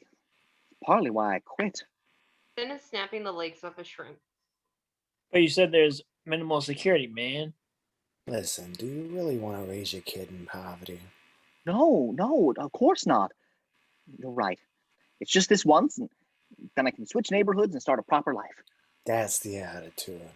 So, next Friday night at 11? Sure, why not? Friday it is. And then starting from Saturday morning, I'll be rich, and I can't imagine it. My life's going to be completely changed. Nothing's going to be the same. Not ever again. Interior hospital room, day. A doctor, a police detective, and the Batman are clustered around Barbara's bed. She is unconscious. The Batman is holding another Joker card.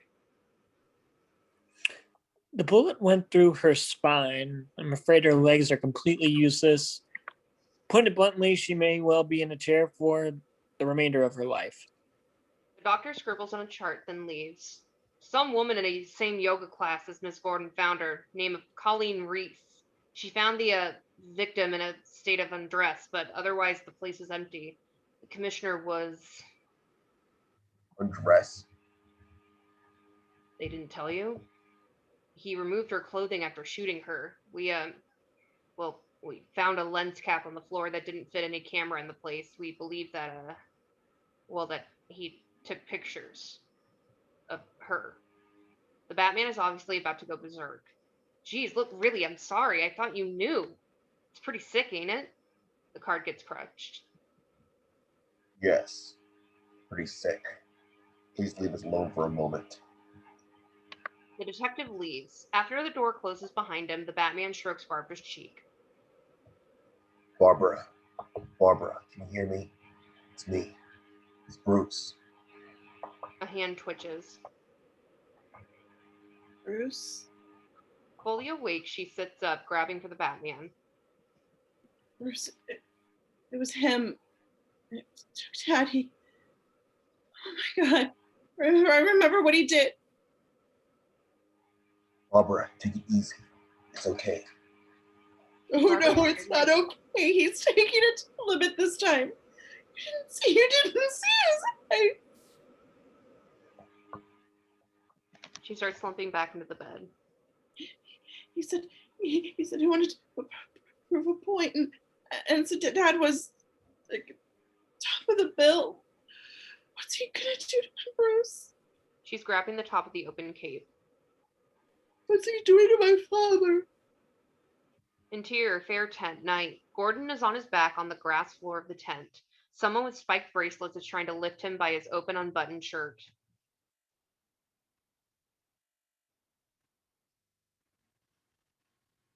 Up. Huh? A trio of little people are standing over Gordon's barefoot body. All are mostly bald with a ponytail tied in a red bow. Bracelets is wearing a series of leather straps and a set of cherub's wings. Another is wearing fishnet stockings and cherub's wings, and the third is in a checkered leotard and a tutu. Bracelets is holding a spiked collar and a leash, which she's trying to put on Gordon's neck, while Fishnet finishes pulling his shirt off. Tutu is standing by with a cattle prod. Up. What was he? Once finished with the collar, Bracelets undoes Gordon's pants and starts pulling them off. What are you doing? You can't do that. Stop. Gordon tries sitting up to stop him, then screams as Tutu zaps him with the prod. Gordon collapses back onto the ground. Oh no. Don't do this. Bracelets finishes pulling Gordon's pants off. I won't. Gordon chokes as Fishnet yanks him to his feet with a leash. Exterior, fair, night. Fishnet yanks Gordon out of the tent as Bracelets and Tutu follow. Please. What is this?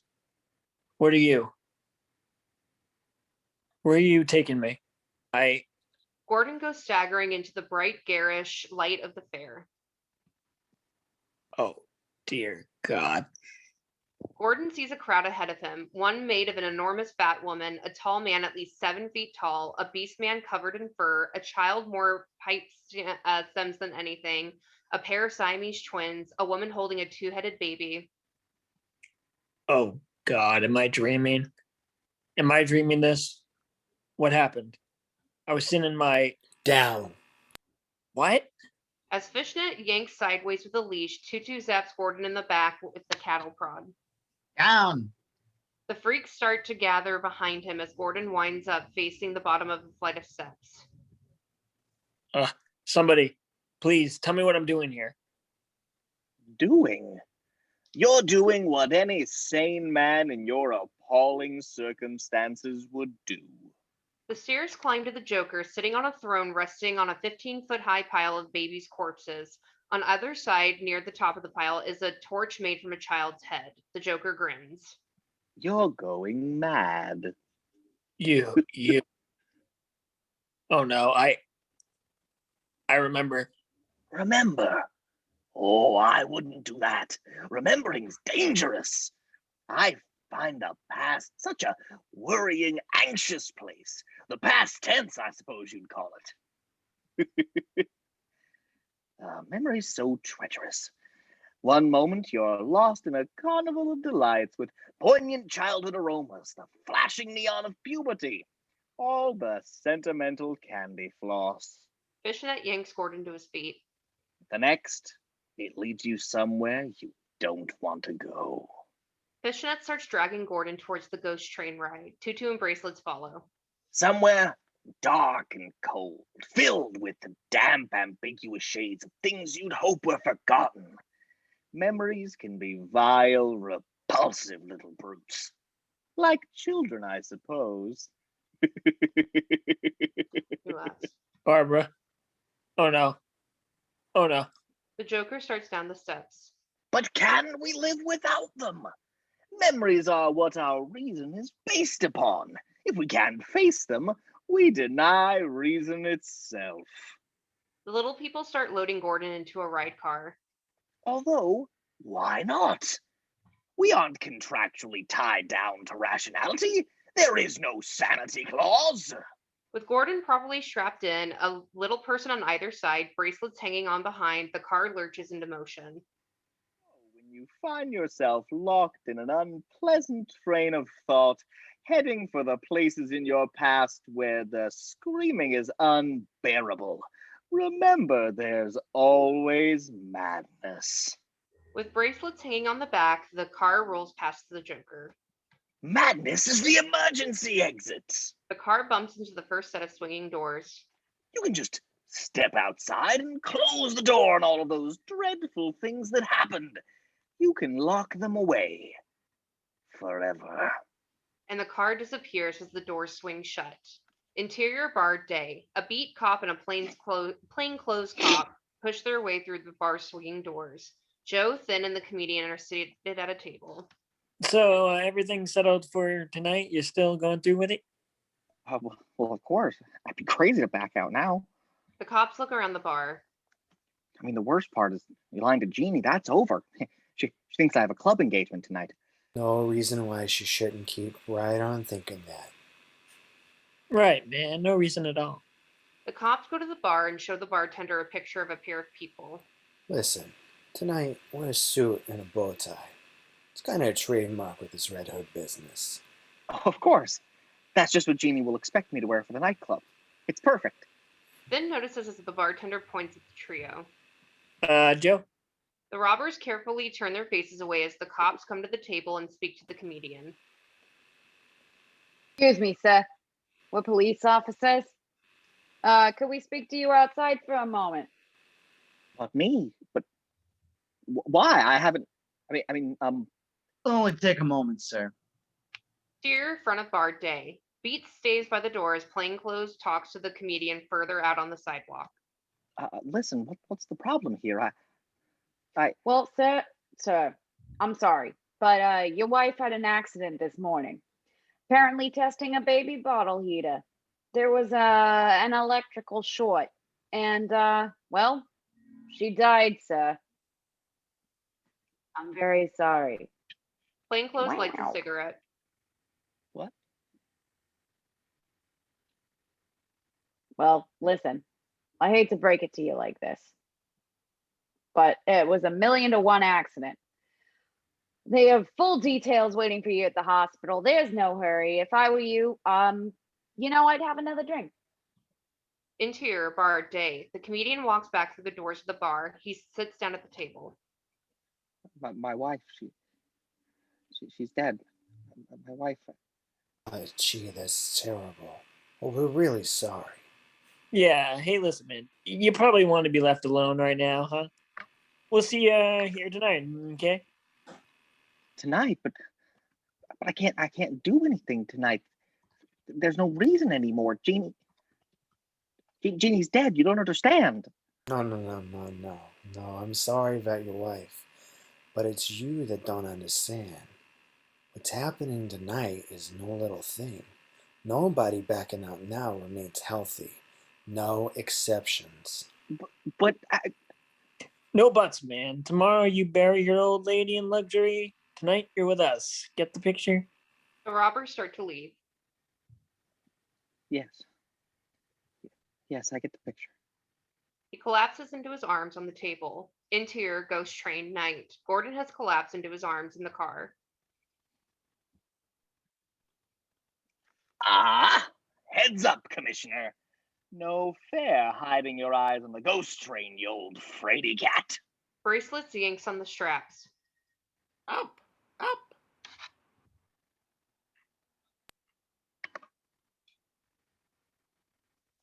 Yeah. The Joker appears on a large screen. Oh, I know. You're confused. You're frightened. Who wouldn't be? You're in a hell of a situation. But though life's a bowl of cherries and this is the pits, always remember this. Music, Sam. Music starts as the Joker goes into a song and dance routine outside, and the car goes plowing into another room with a larger screen inside. Bracelets is holding Gordon's head up by pulling on his hair. When the world is full of care and the headlines scream despair, when all is rape, starvation, war, and life is vile, there's a certain thing I do which I shall pass along to you. It's always guaranteed to make me smile. I go loony as a light bulb battered bug. Simply loony, sometimes foam and chew the rug. The car bumps its way into a room with screens all over the place. Life is swell in a padded cell. It'll chase those blues away. You can trade your gloom for a rubber room and injections twice a day. The freaks join in with the Joker. Just go loony like an acid casualty, or a Mooney or a preacher on TV. When the human race bears an anxious face, when the bomb hangs overhead, when your kid turns blue, it won't worry you. You can smile and nod instead. The car goes bumping into a new room, one with huge pictures on the walls. When you're loony, then you just don't give a fig. The pictures are of legs, a torso, an arm, all bloodied, all of the same body. Gordon starts trying to stand. Wait a minute. That's Down. Bracelets yanks Gordon back down. Loony, and the universe is so big. Down. Inside, get certified, and if life should treat you bad. More pictures are freely swinging about with more legs, more bodies, more blood, more faces. Barbara. The Joker is on a huge screen just in front of the car. Get mad. The car bumps into the next room. Exterior Gotham City alley, night. A poster of the Joker is on the wall with the captions of Joker, dangerous, do not approach. Someone plows into the wall. Someone else gets slammed into the side of a fire escape, one arm twisted behind him by the Batman. The Batman rips the poster off the wall and sticks it into Elsa's face. Interior ghost train night. The car bumps its way into a new room. Interior gaming room night. A bodyguard sends chips flying as he gets catapulted through a blackjack table. People run for the walls. A nervous middle-aged man is left on a chair in the middle of several bodies. When the Batman shows him the poster, he shrugs very carefully. Interior Gotham's prison cell night. A prison guard stands by the bars watching a plump man in a prison suit with a name tag, Cobblepot 9301. Besides plump, Cobblepot is balding and has a monocle and a spiked nose. When the Batman sticks the poster in his face, he furiously waves it away. Interior Ghost Train night. The car bumps its way into a new room. Exterior Gotham City street corner night. It's sex workers' night out, even if it's raining. One, next to a stoplight, looks at the poster held by the Batman. She shakes her head pathetically. Exterior Gotham City rooftop night. The Batman is perched on top of a gargoyle decorated corner. It is still raining. Another rooftop lights up with a searchlight, and the bat signal lights up in the clouds. Interior Ghost Train night. The car bumps its way into a new room. Exterior Gotham Police roof night. The searchlight is sweeping the sky as a group of people huddle about it in the rain. The Batman drops in from above. Interior Ghost Train night. The car bumps its way into a new room. Exterior Gotham Police roof night. The detective hands the Batman an envelope with a bat scrawled on it. The Batman rips it open and pulls out the contents. One is a fare ticket. Bonus Brothers, Carnival and Amusement Park, admit one. The other is a business card with a picture of the Joker with another scrawl with compliments. Interior Ghost Train night. The car bumps its way into a new room. Exterior Gotham Police roof night. The Batman looks at the tickets, then swings off of the roof. Interior Ghost Train night. The car bumps its way out of the building and to the end of the ride. The Joker is waiting on the tracks as the final sight. Exterior Ghost Train night. The Joker pivots off the track as the car rolls to a stop. The little people are clustered around Gordon, who is slumped over. Ah, here they are now. My goodness, that's some ghost train. When they went in, the chap in the middle didn't look a day over 17. And his two little pals were professional basketball stars. The little people undo the straps holding Gordon to the car. Now, poor fellow. That's what a dose of reality does for you. Gordon falls out of the car and starts crawling towards the Joker. Never touched the stuff myself, you understand. Finds it gets in the way of the hallucinations. Gordon collapses in the grass. Why, hello, Commissioner. How's things? There is no response. The Joker leans over, waves tentatively. Commissioner? Hello? Anybody home? The Joker straightens up, making a face and circling his finger near his temple. God, how boring! A complete turnip. Take him away and put him in a cage. Perhaps he'll get a little livelier once he's had a chance to think his situation over. Fishnet starts tugging Gordon along by the leash. The Joker plants his cane into the center of a puddle and watches his reflection. To reflect upon life and all its random injustices. Exterior chemical plant night. Lights are illuminating other areas, but the spillover also highlights a canal running next to the plant. The comedian is staring at his reflection in the surface of the water. A few feet away, a large pipe is pouring out a small stream of something clearly artificial and intending to stay that way. Yeah, come on, quit daydreaming. Are we doing this thing or ain't we? Yes, of course. I was just remembering, I used to walk along here all the way to work each morning. Then is pulling the hood out of the bag. It has a red cape attached to the back. Yeah. Now put this sucker on, man, and shut up. But right now? I mean, are you sure it's okay? Then starts putting the hood on the comedian. Will I be able to breathe? Hey, man, everything's cool. Jeez, you got a funny shaped head. The comedian sees a double red image of himself. There, you still see okay, man? Yeah, I guess, except everything's red and stuffy, and it smells funny, too. My voice sound echoey to you? You sound great. Now, how about getting us through this stinking factory to the joint next door? They start off along the sidewalk by the canal. Sure thing. This feels kind of weird, like a dream. I keep remembering Jeannie. Watch out, man. Steps. The robbers start helping the comedian up a flight of stairs and into the plant. Exterior chemical plant grounds, night. The trio is among clusters of pipes approaching a walkway between a pair of noxious-looking open tanks. Okay, we'll go through there, past the filter tanks, and then Monarch playing cards is just beyond a partition.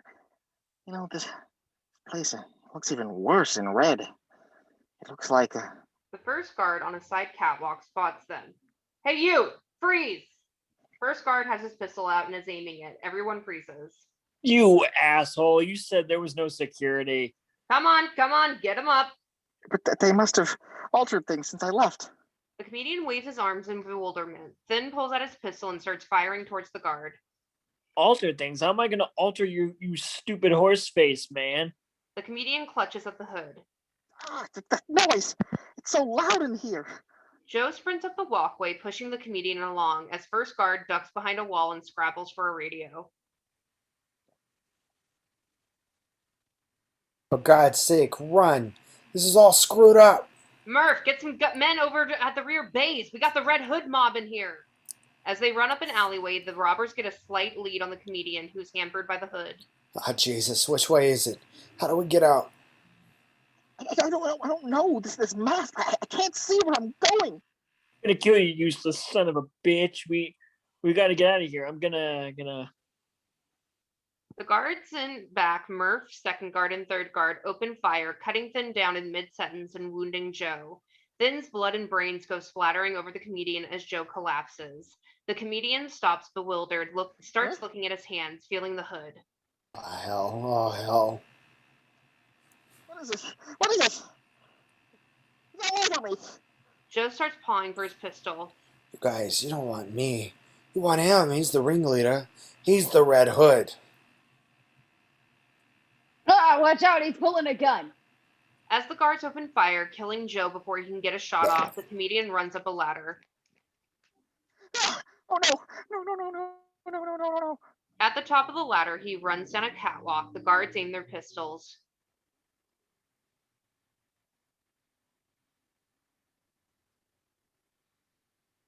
The ringleader's The ringleader's taking off across the catwalk. He's still in range. No more shooting. Murph spins around. I'm here now. We'll take care of it my way. The other guards duck as the Batman goes sailing over their heads. Jeez, what? It's that human bat guy. In all the papers lately. The Batman races down the catwalk after the comedian, who stops at the corner to see what's behind him. He sees a double image in red of the Batman approaching. So, Red Hood, we meet again.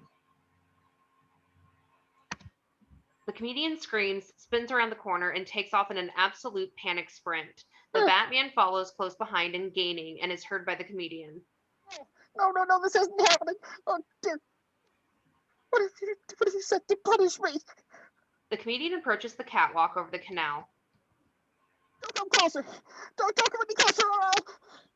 The comedian takes a flying leap over the railing about 3 inches ahead of the Batman's grab. Exterior chemical plant, night. The Batman stops at the railing as the comedian drops deep into the canal. There is a moment of relative silence, punctuated by the guards' distant voices and radios. The comedian explodes to the surface of the middle of the canal, still with the hood on, sputtering and choking, then disappears again. After a moment, he sputters back up again, further away from the plant, this time staying on the surface, coughing and choking, paddling for the edge of the canal. The comedian reaches the edge of the canal and crawls out onto the bank. The ground is wet, covered with puddles.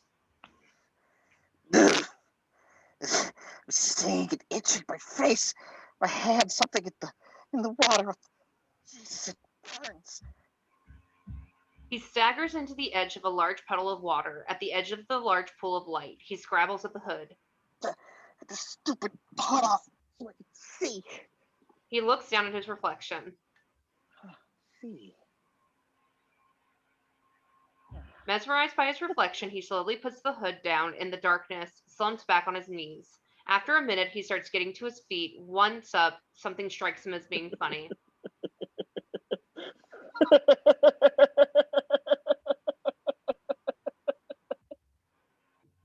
Something Batman strikes him as being very funny.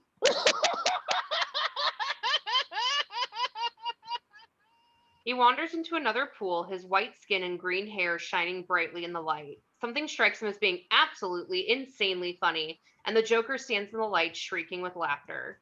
Exterior, fair, night. On the other side of the bars, the freaks, the Siamese twins, everybody stand in the light shrieking with laughter. That's so funny!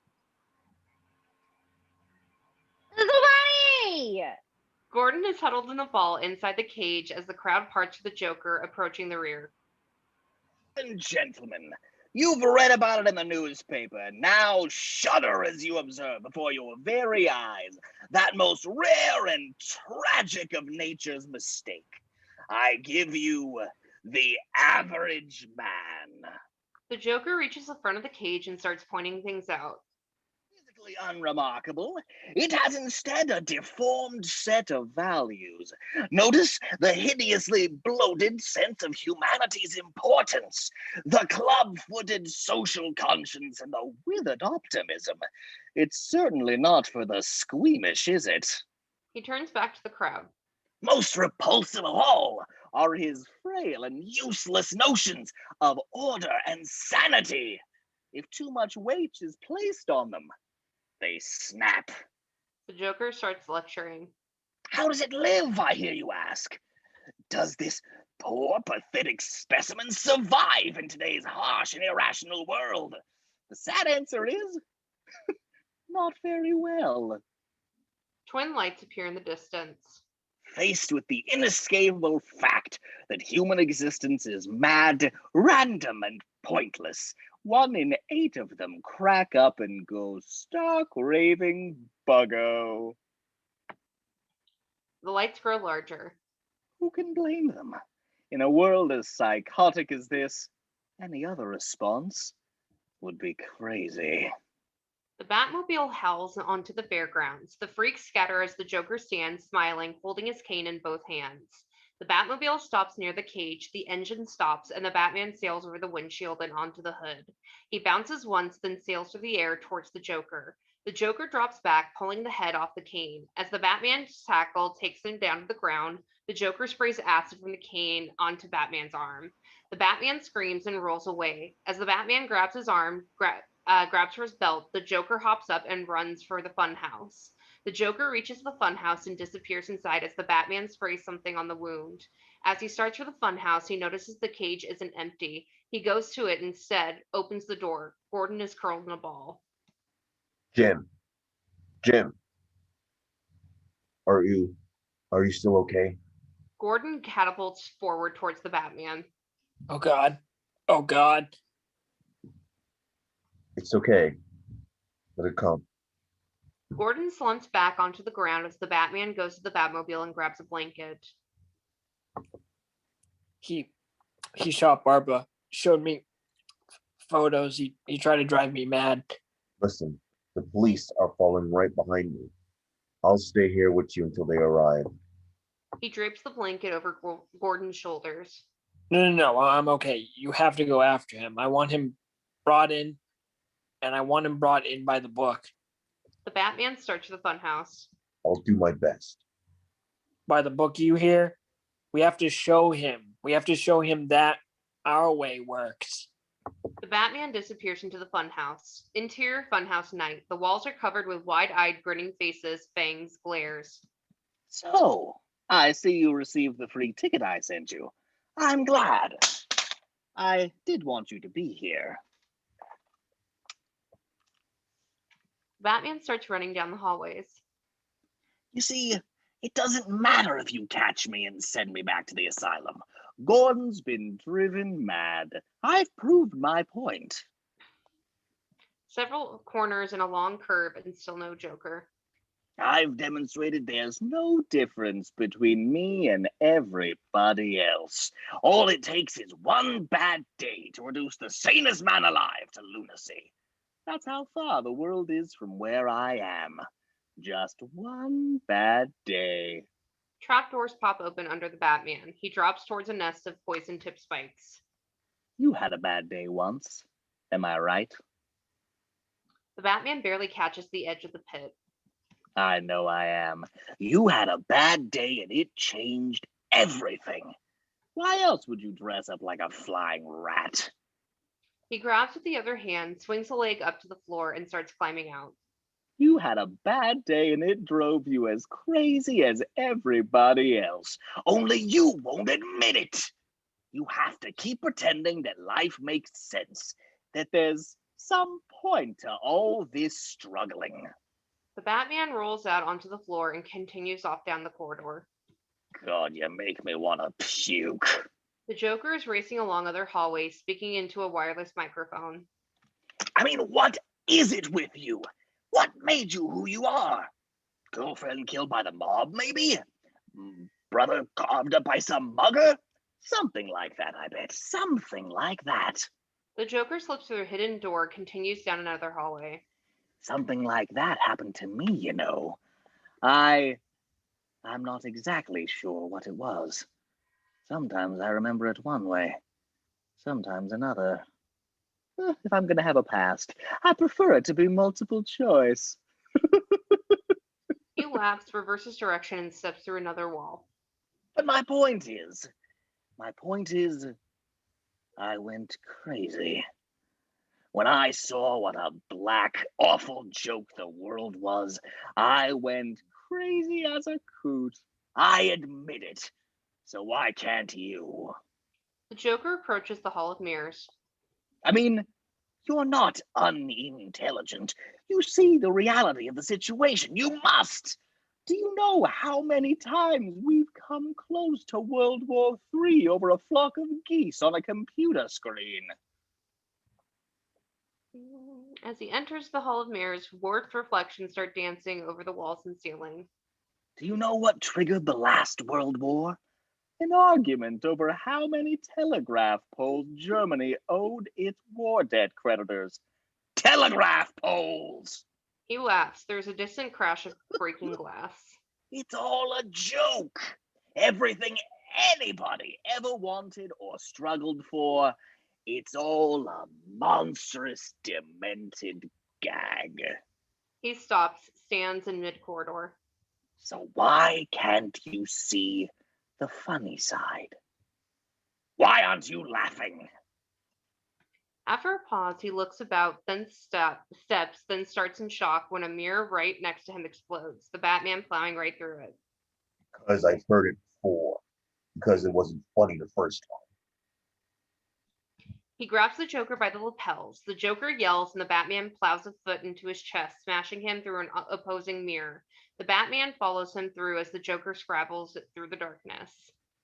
Incidentally, I spoke to Commissioner Gore before I came in here. He's fine, despite all your sick, vicious little games. He's as sane as he ever was. The Joker pulls a pin on a strap out of a coat pocket. So maybe people don't always crack. He kicks the pin out of the Joker's hand. Maybe there isn't any need to crawl under a rock with all the other slime things with trouble. He grabs the Joker, picks him up. Maybe it was just you all the time. The Joker smashes a hand into the Batman's face, hooks the eye holes of the mask, pulling it down.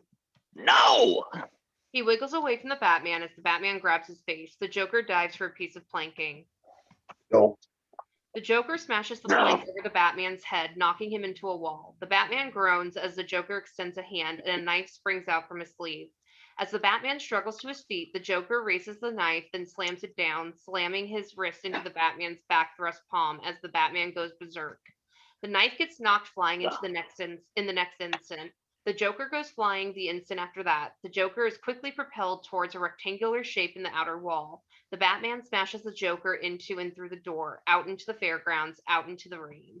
Exterior fairgrounds, night. Still berserk, the Batman charges out of the funhouse towards the Joker, who's trying to scrabble across the grass.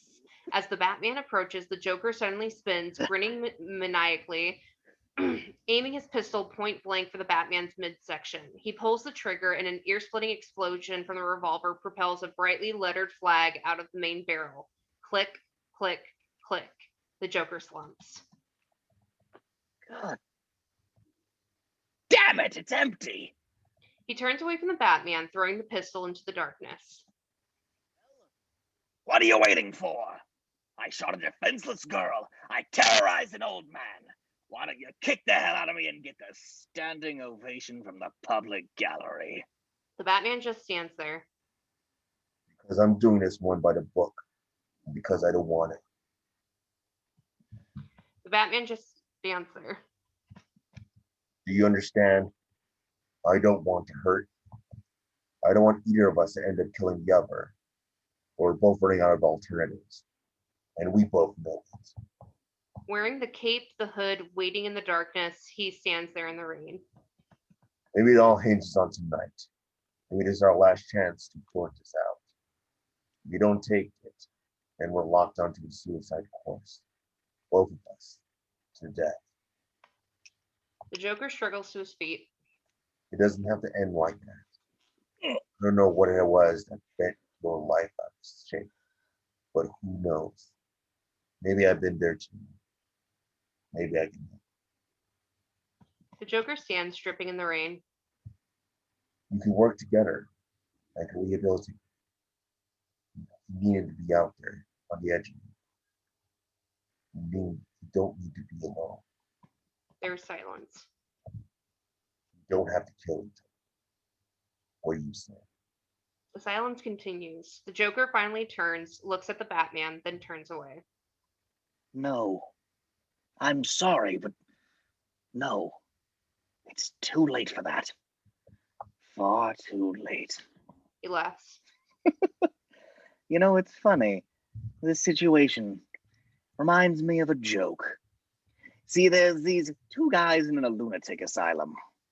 You see, ladies and gentlemen, he's standing there in his suit and bow tie. And one night, they decide they don't like living in the asylum anymore. They decide they're going to escape. So they go to the roof, and once there, just across a narrow gap, they see a rooftop out of town stretching away in the moonlight, stretching away to freedom.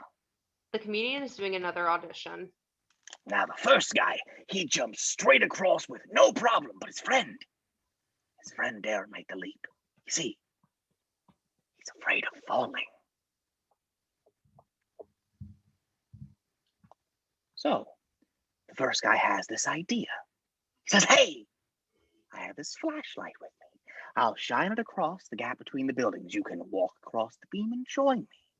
But the second guy starts shaking his head. He says, what do you think I am? Crazy? The Joker spins back to the Batman. You'll just turn it off when I was halfway across. The Joker snickers. Oh, do excuse me. The Joker laughs. The Batman smiles. Flashing lights start appearing in the distance. The Joker practically doubles over with hysterical giggles. The Batman laughs, and as sirens start howling from the distance, grabs the Joker by the collar. The Batman and the Joker roar with laughter. Water is pooling on the ground. Twin beams of headlights shine across the puddles as cars come streaking out of the darkness. Black. Thunder grumbles, and there is a rattle of rain. Out of the silence, the Joker speaks.